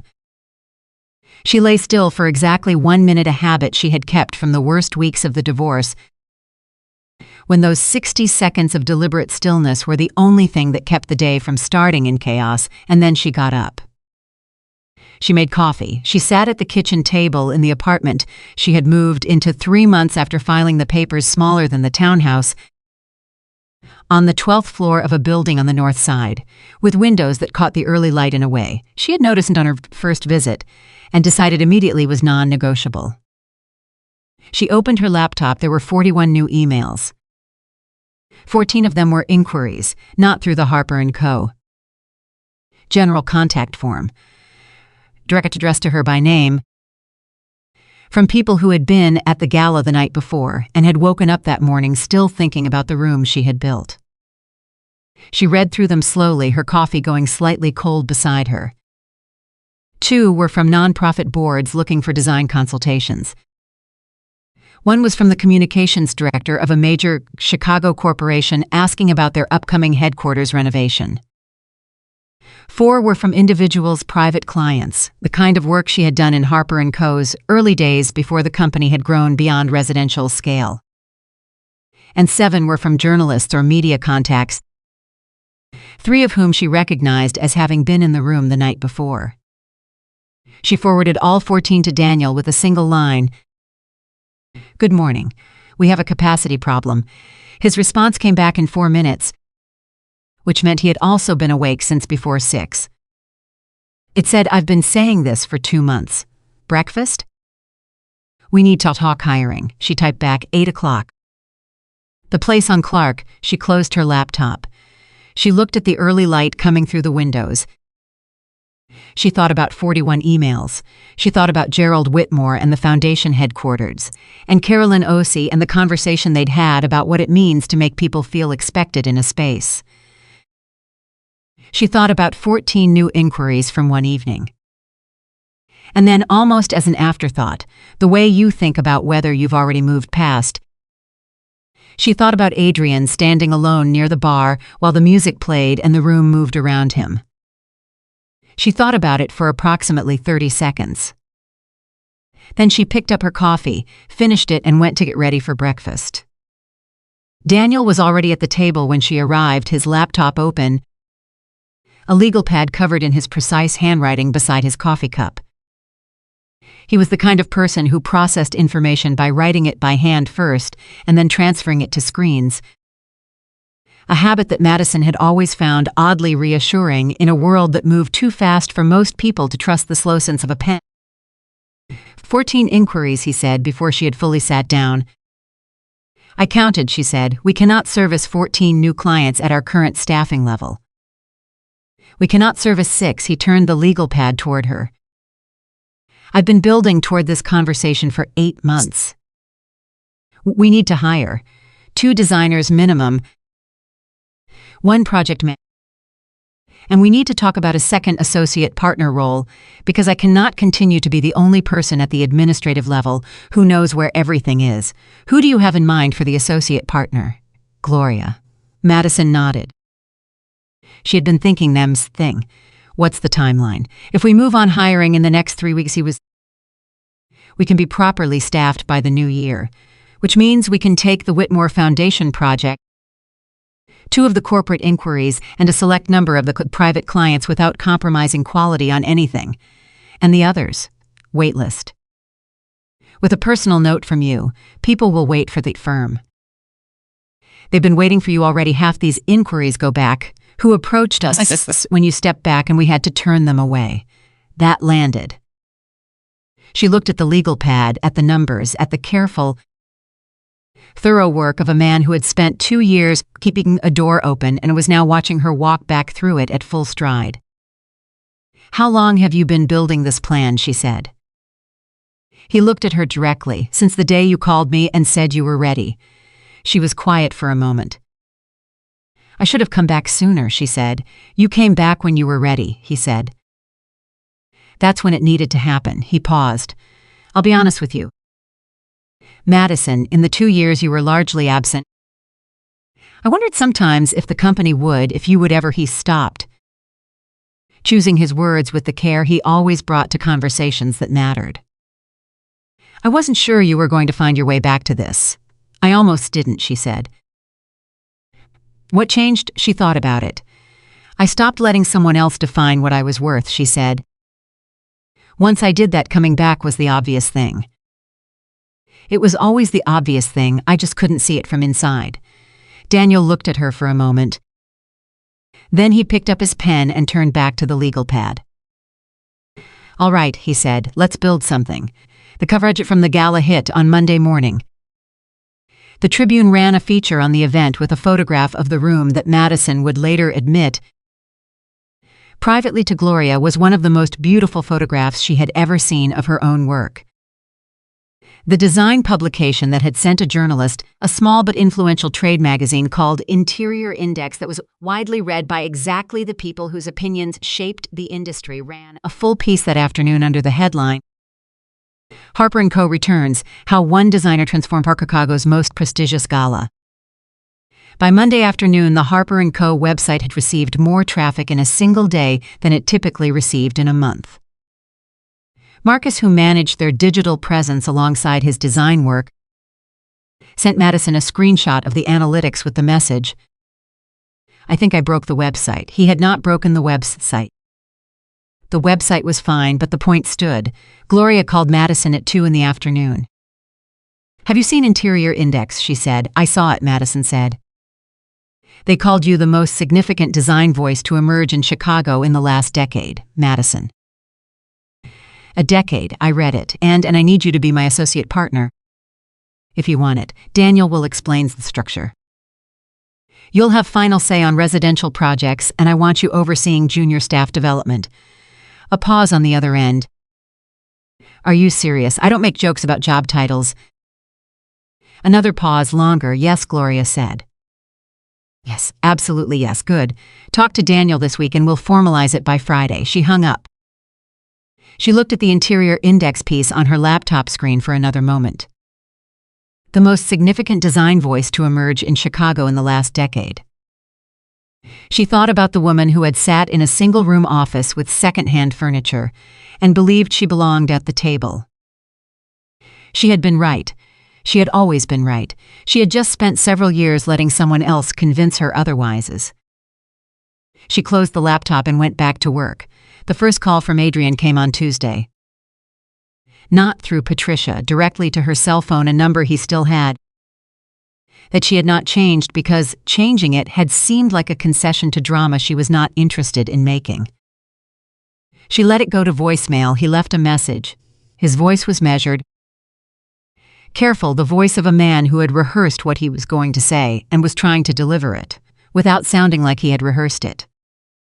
"Madison, I know I should be calling Patricia. I'm calling you anyway. I wanted you to know that I saw the Tribune piece this morning. I read the whole thing and pause. I just wanted you to know." He did not finish the sentence. He did not need to. She listened to the message once. Then she forwarded it to Patricia with a note for the record. No response required. Patricia called her back within the hour. "His attorney reached out this morning," she said, "about the settlement terms. They're revising their position." Patricia's voice had the specific dry quality it got when she was about to say something that required professional neutrality to express. "Significantly, how significantly? They've dropped the claim on Harper & Co. Entirely. They're also dropping the request for spousal support and agreeing to your proposed division of the marital assets as originally outlined." Madison was quiet. "What changed?" She said. "My best guess," Patricia said. "Saturday night and the Tribune piece Monday morning." His attorney is not an unintelligent man. He saw what was in that room and he read what was on that page and he understood that his client had profoundly miscalculated the situation. Meaning Adrian's attorney spent 3 months trying to paint you as a financially dependent spouse whose career was propped up by the stability of the marriage. The gala and the press coverage made that argument. Patricia paused. Selecting her word, untenable. Madison thought about that. She thought about Adrian's attorney calling Harper & Co. a company whose growth was attributable to marital stability. She thought about Daniel, alone in that office for 2 years. Growing it anyway. She thought about every client she had turned away while she was busy managing Adrian's schedule. "Accept their terms," Madison said. "Without negotiation, there already are terms." "Patricia, they came back to what I asked for originally." "Accept them, Madison. There may be room to push for—" "Accept them," she said. "I want this done. I want to sign the papers and I want to move forward. I am not interested in extracting anything from Adrian Calloway beyond what is already mine. Do you understand?" A pause. "I understand," Patricia said. "I'll have the final agreement to you by end of week." She hung up. She sat for a moment. It was over, not the paperwork that would take another few weeks, But the thing itself, the contested, disputed, argued over business of ending a 10-year marriage. It was over. She felt something she had not expected to feel. Not triumph, not grief, not even relief exactly, something quieter than any of those. Something that felt, after a long time of feeling other things, almost like peace. The second call from Adrian came on Thursday. This time she answered. She was not sure why. She had picked up the phone before she had made a conscious decision. The way your hand sometimes acts ahead of your mind when a thing has been sitting unresolved long enough that some part of you knows it needs to be addressed. Adrian, she said. You answered. He sounded surprised. Genuinely, I have 5 minutes, she said. Talk, a breath on the other end. A gathering. I owe you more than an apology, he said. I know that. I know sorry is not. I know it doesn't fix anything. But I need you to hear something, and I need you to hear it from me directly and not through attorneys. She waited. I didn't see you, he said. For years I looked at you every day and I didn't see you. I saw what you did. I saw how things got done, and I accepted it, and I told myself that was enough. That the fact that I was grateful on some level was the same as being present. It wasn't, and I knew, I think on some level I always knew, that I was taking from you in a way that I wasn't giving back, and instead of fixing that I went somewhere else. Because it was easier than looking at what I was doing to you. He stopped. I am not asking you to forgive me. I'm not asking for anything. You deserve to hear me say it clearly, without lawyers. Without strategy, just me saying to you directly, I saw you on Saturday and I finally understood what I had and what I did with it. And I am sorry, Madison. I am genuinely, completely sorry. The line was quiet for a moment. Madison looked out her window at the city. She thought about the airport. She thought about the charcoal gray jacket. She thought about standing 20 feet above him and watching her entire marriage collapse in complete silence. She thought about a dining table covered in photographs. She thought about an empty kitchen at 6 in the morning and a guest room door with a lock. She thought about Daniel's legal pad and Gloria's laugh and 41 emails, and the light that came through her windows every morning. In this apartment she had chosen for herself, entirely by herself, because the light was exactly right. I hear you, she said. That's all I get. His voice was not bitter. Just honest. What else do you want, Adrian? I want you to tell me there's a version of this where there isn't, she said. Gently, absolutely. There isn't a version of this that goes back. I don't want it to. Not because I don't believe that you mean what you're saying. But because I have spent the last year remembering who I am, and I am not willing to go back to being someone's background detail. Not even yours, not even for the version of you that finally sees me. He was quiet for a long time. You're the best thing that ever happened to me, he said. I know that now. I know you do, she said. I hope it teaches you something. She ended the call. She set the phone down, she breathed, and then she opened her laptop, pulled up the design files for the Whitmore Foundation project, and went back to work. 3 weeks later, Patricia sent the signed final agreement. Both parties.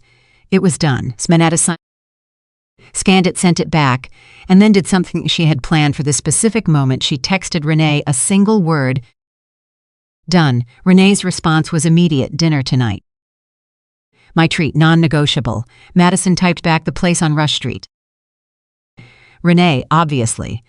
They sat across from each other that evening in a restaurant where the food was excellent and the light was warm and the noise level was exactly high enough to feel alive without being too loud to talk. And Renee poured wine and looked at her sister and said, How do you feel? Madison considered the question. Like myself, her glass. To that, she said. To that, Madison agreed. They drank, and Renee looked at her sister, really looked at her. The way she had been looking at her since she was 5 years old. And Renee was 8, and she had always to read Madison more accurately than Madison could read it herself. And she said, You're actually okay. I told you I would be, I know. But there's a difference between someone saying they'll be okay and someone actually being okay. She tilted her head. You're the second kind. I had a good week, Madison said. Tell me everything, so Madison told her, the 41 emails. The Tribune piece, the interior index feature, the Whitmore project. Gloria's promotion, Daniel's hiring plan, the settlement terms. Patricia's call, Adrian's voicemail, and then his phone call and the 5 minutes she had given him and what she had said at the end of it. Renee listened to all of it without interrupting, which was an act of genuine discipline for a woman who was by nature a participatory listener. When Madison finished, Renee was quiet for a moment. "What did it feel like," she said, "when you told him there was no version where you go back?" Madison thought about it. "It felt true," she said. "It didn't feel like closing a door. It felt like the door had been closed for a long time, and I was finally acknowledging out loud that it was." Renee nodded slowly. "And the company, being back, all of it? It feels like breathing," Madison said.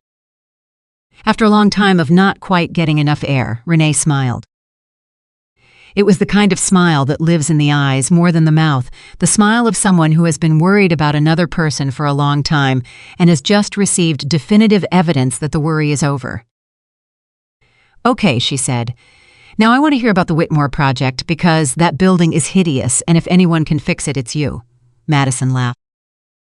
And they talked for 3 hours about work and design and Renee's job and the man she was still sort of seeing and the apartment Madison was thinking about buying instead of renting and what the north side looked like from the 12th floor when the light came in right in the morning.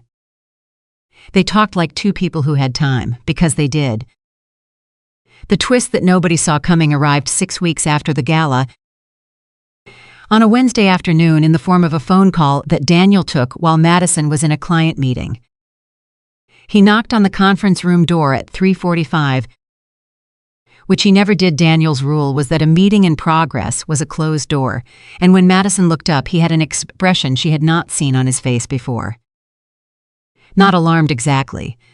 Something more like the face a person makes when they have received news that is so unexpected it requires a moment of recalibration before it can be properly communicated.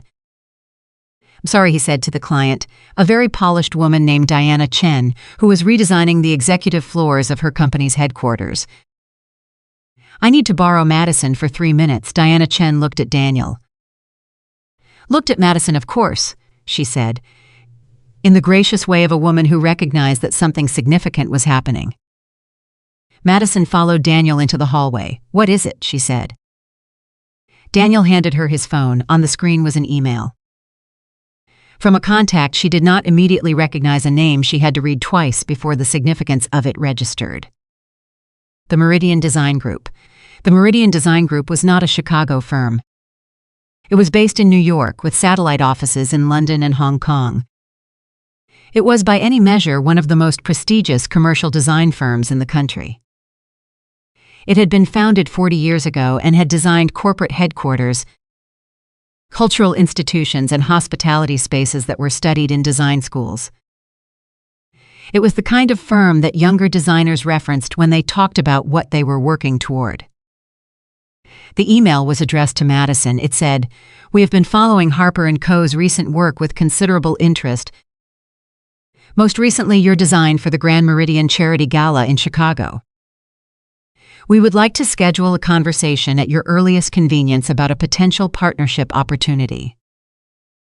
Please advise on your availability." Madison read it twice.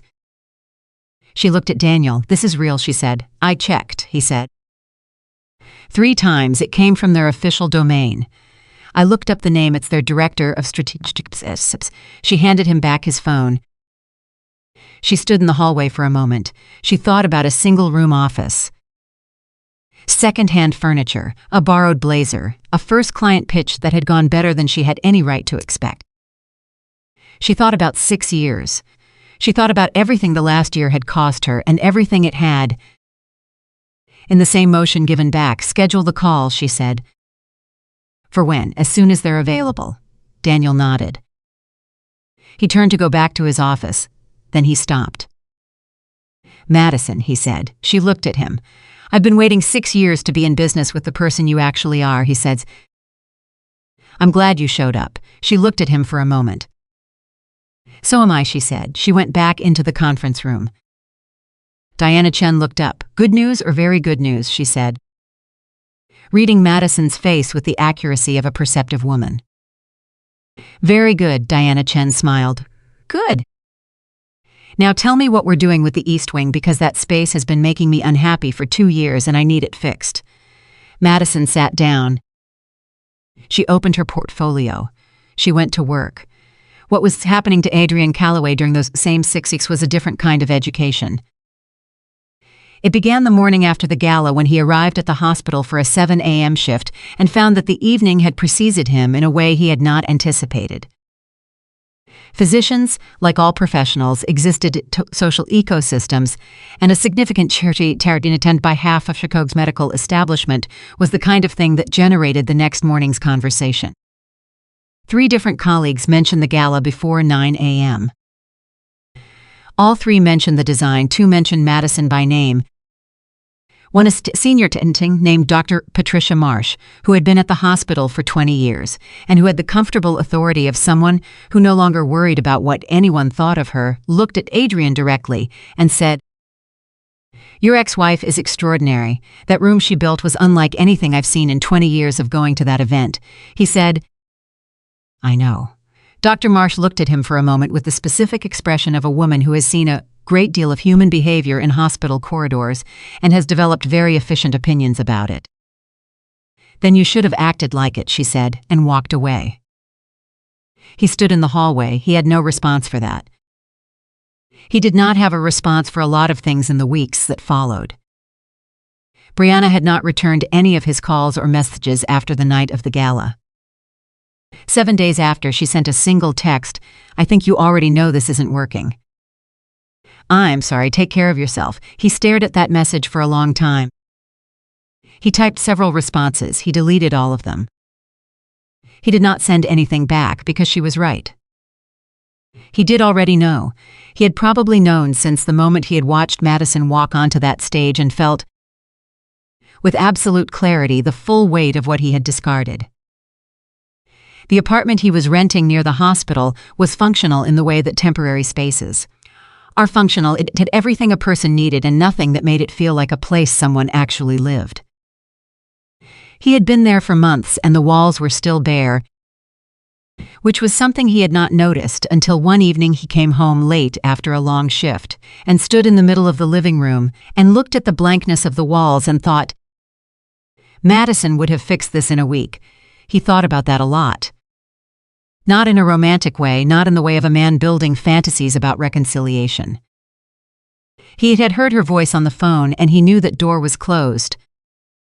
And somewhere underneath the grief of that, he knew that it was closed for the right reasons, and that understanding did not require him to like it. He thought about it in the simpler, more uncomfortable way of a man who is beginning to see the actual dimensions of his own behavior.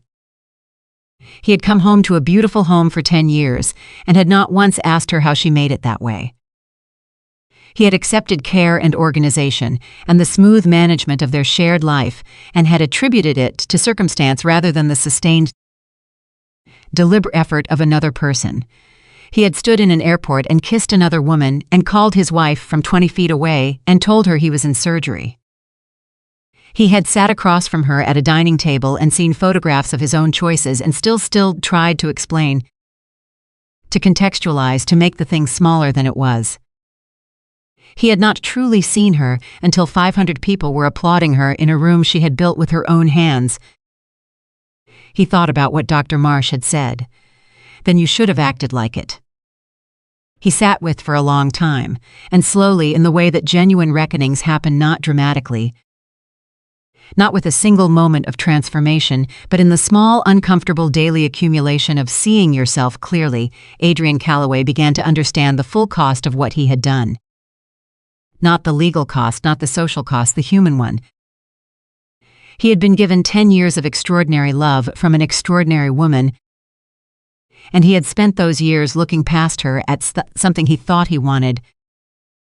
And the thing he thought he wanted had left through a side door at a charity gala without saying goodbye. And the woman he had underestimated was on the front page of the Tribune. On a Friday evening, 8 weeks after the gala, Adrian walked into a furniture store. not for any specific reason. He had passed it on his way home from the hospital, and something about the window display had caught his attention the way the space was arranged. The particular warmth of how things were positioned in relation to each other, and he had gone inside. He stood in the middle of the store for a while. He looked at the furniture, at the way the pieces related to each other, at the way the lighting was positioned to make things feel considered rather than just displayed. He thought about Madison. He thought about the single-room office and the second-hand furniture and the borrowed blazer things he had not known about until he read the Tribune piece, details of her early career that the journalist had included and that he had absorbed with the particular stunned feeling of reading about a stranger. He had not known she started with second-hand furniture.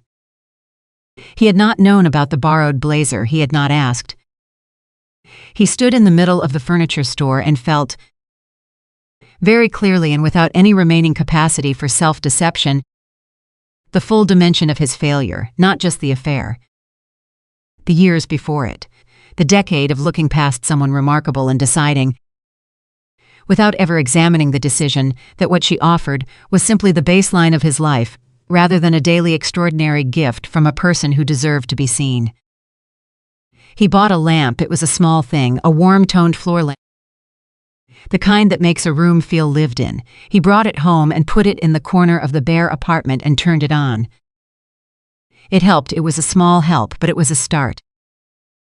And somewhere across the city, in an apartment on the north side, where the morning light came in at exactly the right angle, Madison Harper was sitting at her kitchen table with coffee and her laptop and 47 new emails, building something that needed no one's permission and no one's recognition to be exactly what it was. Extraordinary, completely, undeniably, unapologetically extraordinary. And she was only just beginning. The call with the Meridian Design Group happened on a Tuesday morning at 9 o'clock Central Time. Madison was at her desk at Harper & Co. 15 minutes early. Not because she was nervous. She had examined that possibility carefully the night before and concluded that what she felt was not nerves, but something closer to focused energy. The particular alertness of a person who knows they are walking into something that matters and wants to be fully present for it. She had a notepad, a pen, her coffee. Daniel was in his office with the door open, which was his version of being available without being intrusive. The call connected at exactly 9. The voice on the other end belonged to a woman named Catherine Leong, composed, direct, the kind of professional warmth that comes from years of high-level conversation and genuine interest in the person on the other end of the line. "Dr. Harper," she said. "Thank you for making time, of course," Madison said. "I appreciated the outreach. I want to be direct with you about why we're calling," Catherine said. "We've been watching Harper & Co. for approximately 18 months. The trajectory of your portfolio, the caliber of your client work, and most recently the Grand Meridian Gala, which 3 of our senior partners attended, and which generated significant internal conversation, has brought us to the conclusion that you are exactly the kind of creative leadership that Meridian has been looking to expand toward in the Midwest." Madison kept her voice even. "What does expansion look like from your perspective?" "We're not talking about acquisition," Catherine said immediately, which told Madison the woman had prepared for that question and understood it was the right one to ask. "We're talking about a strategic partnership. Harper & Co. maintains its identity, its client relationships, its creative independence. What Meridian brings is infrastructure, access, and the kind of national and international platform that takes independent firms decades to build alone." A pause. "We think you could move significantly faster with us than without us. And what do you want in return?" Madison said. "Collaboration on select projects where our scope requires a Midwest presence, and your creative direction is the right fit. Shared billing on those projects, and honestly, Dr. Harper, the association, your work is becoming the kind of thing people talk about. We want to be in that conversation." Madison looked at her notepad. She had not written anything yet. "I'll need to review any formal proposal with my partner and my attorney," she said. "Of course, we'll have documents to you by end of week." Catherine paused. "I want to ask you something, if that's all right. Go ahead. The gala design. The philosophy behind it, our partners kept using the word unexpected. What were you going for? Madison thought about what she had told Carolyn Ossie at the dinner table that night. About making people feel expected, about spaces that told people their experience mattered. I wanted the room to feel like it had been waiting for the people in it, she said. Not the event. Individually, a silence on the other end. Then that's exactly what it felt like. Good, Madison said. That's what it was supposed to feel like. The call lasted 40 minutes. When she hung up, she sat for exactly 1 minute in the quiet of her office. Then she stood, walked to Daniel's doorway, and leaned against the frame. He looked up. Meridian is sending a formal proposal by Friday, she said. Daniel put down his pen. He looked at her. Okay, he said slowly. Okay, we need a lawyer. Patricia does contract work. I'll call her Madison. He stopped. Something in his face that was not his usual controlled expression, something more unguarded than she was accustomed to seeing from him. Do you understand what this is? I'm beginning to, she said. This is everything, he said. This is 6 years ago. You were in a one-room office charging 60% less than you should have been. This is Meridian Design Group calling you. She looked at him. I know, she said. Are you going to celebrate this? I'm going to call Patricia and then review the proposal and then have a very productive meeting with you about what our terms need to be. Madison, and then she said, I might have a glass of wine. Daniel laughed. It was the kind of laugh that releases something relief and pride and the particular satisfaction of watching someone you believed in arrive at exactly the place you always thought they were going. One condition, he said. What? The wine is not from your apartment. We go somewhere and you actually sit down and let yourself have the moment. She considered this. Fine, she said, but after the Patricia call. After Patricia call, he agreed. She went back to her desk. She picked up her phone. She dialed. And somewhere in the building, in the offices she had built back into something real. The day continued around her. Gloria reviewing design files. Marcus managing the website that was still getting more traffic than they knew what to do with. 2 new hires Daniel had brought on who were still learning the Harper & Co. standard and working very hard to meet it. The place was alive. It was alive because she had come back to it. And she had come back to it because she had stopped letting someone else decide what she was worth. The Meridian proposal arrived on Thursday, a day early.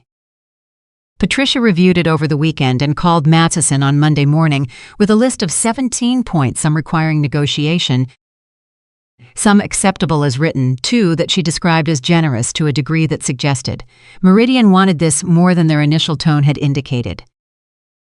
They want you, Patricia said. This proposal is written by people who are afraid you might say no. That's useful information, Madison said. I thought you'd think so. A pause. How do you want to play it? Fairly, Madison said.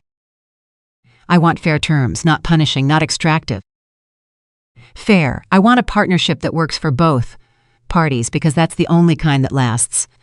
You're a better person than most of my clients, Patricia said. I've had a difficult year, Madison said. It clarified some things. Patricia laughed short. Dry, genuine. I'll send my red lines by Wednesday. We should have a clean agreement by end of month. Good, Madison said. Patricia, yes, thank you for everything, not just the Meridian review. A pause. You did the work, Madison, Patricia said. I just made sure no one took what was yours. She hung up. Madison sat with the phone in her hand for a moment. She thought about the word yours. She thought about everything that was hers now, the company. The reputation, the Whitmore project in early stages. The corporate clients from the gala, the Meridian partnership taking shape. The apartment with the right light, the morning routine and the coffee, and the 60 seconds of stillness before the day started. All of it hers, built by her hands and her mind, and the particular refusal, maintained quietly for a year in the face of enormous pressure to either collapse or go back, to be anything less than exactly who she was. She set the phone down. She opened the Whitmore Foundation project files. She went to work. The second twist came from a direction she had not been watching.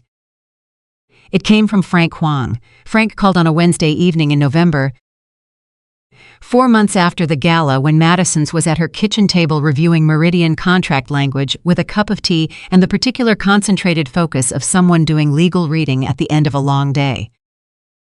"I'm sorry to call late," he said. "I wouldn't if it weren't. I need to tell you something. As a friend, I want you to hear it from me before you hear it from somewhere else." She set down the contract pages. "Tell me," she said. A breath. "Adrian had a health scare," Frank said. "Last week. Cardiac event minor. They caught it early. He's going to be fine, but he was admitted for 3 days, and it was a difficult few days." Another breath. "He's home now. He's okay. But Madison, when he was admitted..." "The person he asked for the name," he said. Frank stopped. "Frank," she said quietly. "It's okay, say it. He asked for you," Frank said. "He was scared and he asked for you. I thought you should know that." The apartment was very quiet. Madison looked at the contract pages on her table, at the Meridian letterhead, at the cup of tea going slightly cold.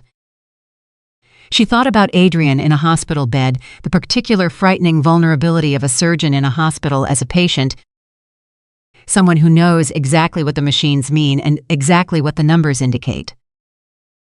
She thought about fear. She thought about a man who had spent a year slowly and painfully the dimensions of his own mistakes. She thought about what she felt. She examined it carefully.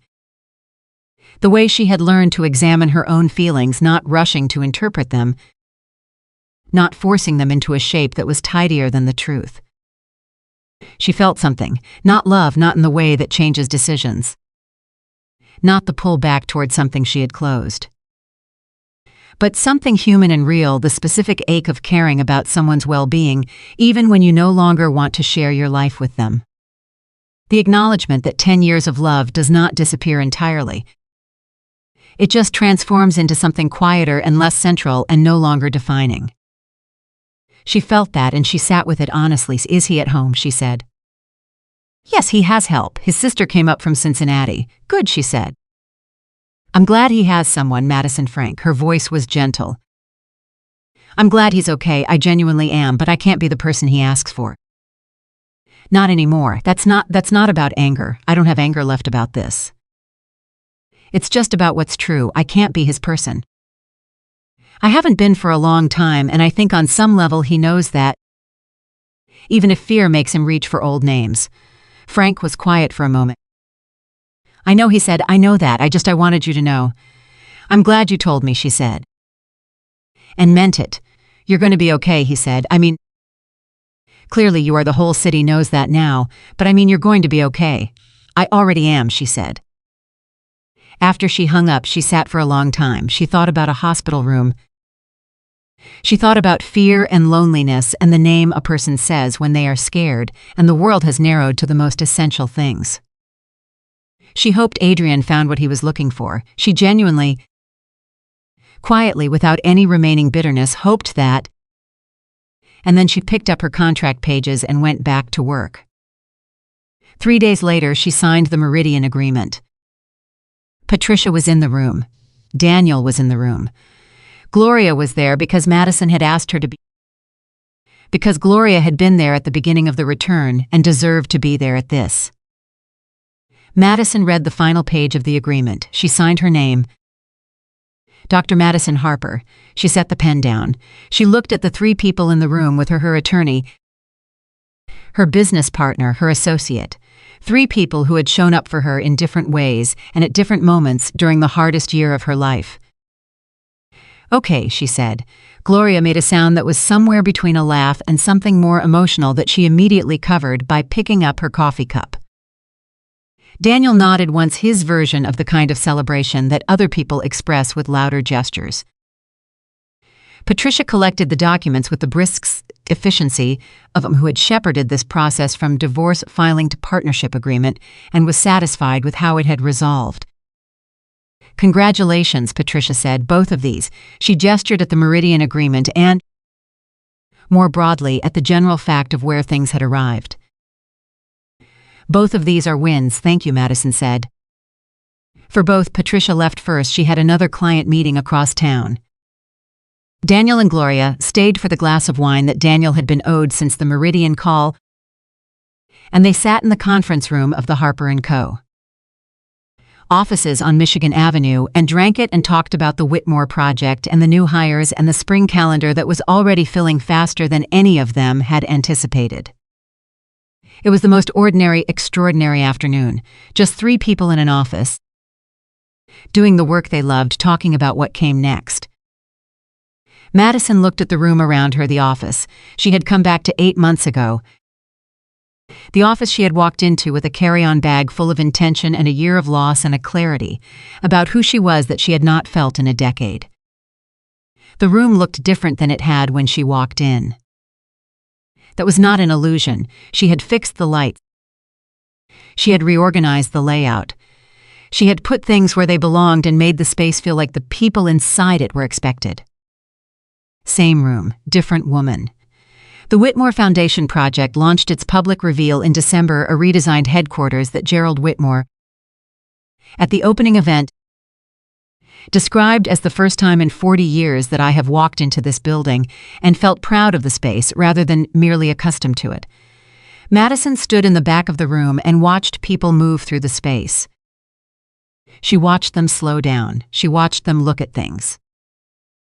She watched them lean toward each other and say things she couldn't hear from where she was standing. But didn't need to. She knew what they were saying because she had designed the space to make them say it. Carolyn Ossie found her near the back. "You did it again," she said. "We tried," Madison said. "Stop that," Carolyn said. "You did it again. Own it." Madison looked at her. "I did it again," she said. Carolyn smiled. "Better." They stood together for a moment and watched the room. "I've been thinking about what you said at the gala," Carolyn said. "About making people feel expected. I've been thinking about it in relation to my work. Actually, the way we design patient experience in medical spaces. The way the space itself communicates whether the person inside it matters. It does communicate that," Madison said. "People feel it whether they can articulate it or not. I want to have a longer conversation about that," Carolyn said. "Not tonight, but soon, anytime," Madison said. "Call Daniel. He'll set it up." Carolyn laughed. "Everyone says call Daniel. He's very organized," Madison said. Apparently, they said goodnight, and Madison stayed in the back of the room for a few more minutes, watching the space that she had made from nothing but skill and vision, and the specific kind of confidence that comes not from never being knocked down but from understanding, after you have been knocked down, exactly how to stand up. She thought about the year. She thought about the airport, and the kitchen table, and the guest room with the locked door. She thought about the single-room office and the second-hand furniture, and the woman who had started from nothing once before and knew she could do it again. She thought about 41 emails and the Tribune piece and Patricia saying both of these are wins. She thought about the contract pages on her kitchen table and the tea going cold and Frank's voice on the phone saying he asked for you. She thought about a lamp in the corner of a bare apartment. She hoped Adrian was healing. She hoped he was learning. She hoped that the clarity that had come to him slowly, painfully, in the way that real clarity always comes, would eventually lead him somewhere better than where he had been. She hoped that for him, and then she let him go completely. Finally, without any remaining weight or grief or unfinished feeling. She let him go the way you set down something you have been carrying for a long time when you realize your hands are needed for something else. She set it down. She turned back to the room. She looked at what she had built. January arrived the way Chicago Januaries always do, sudden, uncompromising, the kind of cold that demands you be honest about what you're made of. Madison had always loved it. She had said that to Adrian once, years ago, and he had looked at her like she was slightly strange. She had stopped saying it. She said it now to no one in particular, standing at her apartment window with her morning coffee, watching the city be cold and alive and entirely indifferent to anyone's difficulty. "I love January," she said. The city did not respond. She drank her coffee. She opened her laptop. 53 emails. She smiled. She had stopped being surprised by the number and started simply being grateful for it, grateful in the specific way of someone who knows what it cost to get here, who remembers the years of making herself small and invisible and secondary, and who understands that the emails and the projects and the Meridian partnership and the Whitmore opening and the Tribune feature and all of it were not luck and were not circumstance and were not the result of someone finally seeing her. They were the result of her, of a woman who had spent 10 years being called lucky and had finally, permanently understood that luck had nothing to do with it. She had built this, everything she had built. And now she was building more. She opened the first email. The last time she saw Adrian was in February. She did not plan it. These things rarely happen as planned, the significant encounters, the ones that close something rather than open it. They happen in the margins of ordinary days, in the spaces between intention and reality. She was coming out of a coffee shop on Michigan Avenue on a Saturday morning, a cup in each hand, one for her, one for Renee, who was waiting at a table inside the restaurant they were heading to for brunch, and he was coming in. They stopped, 3 feet apart, in the cold air of a February Saturday, with the city moving around them in the cheerful, indifferent way cities move. He looked well, better than she had expected. Honestly, the health scare had left something in his face. Not damage, but a kind of recalibration. The look of a man who has recently been required to take stock and has done so with more honesty than he was previously capable of. He was dressed simply. He was alone. "Madison," he said. "Hi, Adrian," she said. They stood for a moment. It was not awkward. Exactly. It was the particular specific of two people who share a significant history and can ring each other after enough time has passed that the history is real but no longer sharp. "You look good," he said. He paused. "You look like yourself. I feel like myself," she said. He nodded slowly. He looked at the 2 cups in her hands, and she saw him understand someone waiting. A life being lived, a Saturday morning that was full and did not require him. "I read about the Whitmore project," he said, "and the Meridian partnership. News travels," she said. "It was in the Tribune again," he said, "front of the style section. The headline called you the most exciting design force in the Midwest." "It did," she said. He looked at her. "I'm proud of you," he said, and the thing was the strange, complicated, entirely human thing was she believed him. She heard it, and she believed it was genuine, and she felt, for the briefest moment, the shadow of what would have meant to hear those words from him during the years, when she was building this and he was looking past it. She felt the shadow, and then it passed. "Thank you," she said. Simply Madison, he stopped, seemed to choose the next words very carefully. "I don't deserve anything from you, I know that, but I want you to know I'm working on it. The things I was, the ways I'm working on being someone who sees people. Actually sees them." She looked at him. "I'm glad," she said. "And meant it. Is that enough?" he said. She thought about the question. She answered it honestly. "It's a beginning," she said. "That's more than nothing," he nodded. He stepped aside to let her pass. She walked past him. At the door she paused. "Take care of yourself." "Adrian," she said. "You," he said. She went inside. She set the coffee down across from Renee. Renee looked at her face. At whatever was on it. "You okay?" she said. "Yeah," Madison said. She sat. She picked up her cup. "I just ran into Adrian." Renee's eyes went wide. "And I'm fine." She looked at her sister. "I'm genuinely, completely fine." Renee studied her for a moment. Then she picked up her own cup. "Good," she said. "Now tell me about the Meridian project, because I've been researching them and I have approximately 40 questions." Madison laughed. And they sat in the warmth of a Saturday morning in February, in a city that was cold and alive and entirely indifferent, and they talked for 2 hours about work and design and plans and what it means to build something that is entirely your own. 1 year and 3 months after the airport, that was how long it had taken. Not to recover. Recovery was the wrong word for what had happened, because recovery implied returning to a previous state, and Madison Harper had not gone back. She had gone forward into something larger and truer and more fully herself than anything she had been inside her marriage. 1 year and 3 months. From standing on a glass walkway watching her husband kiss another woman to signing her name on a partnership agreement with one of the most prestigious design firms in the country.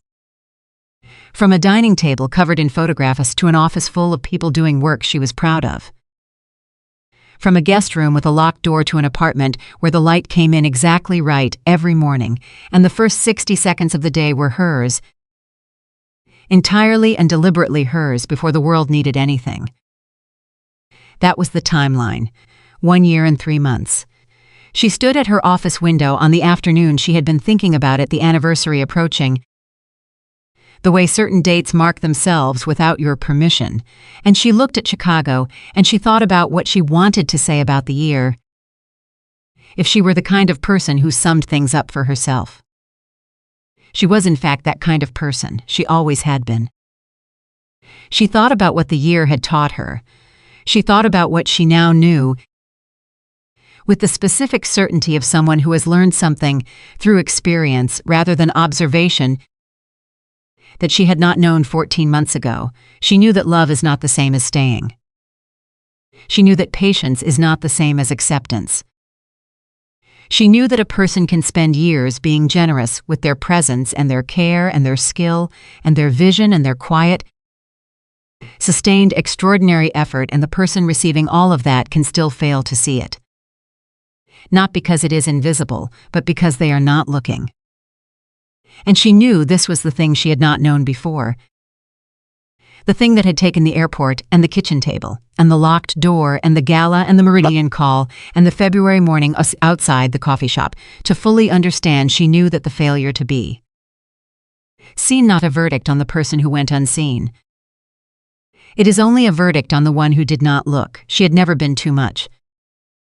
She had never been not enough. She had been exactly, precisely, entirely herself, and she had been standing beside someone who could not see past his own reflection to find her.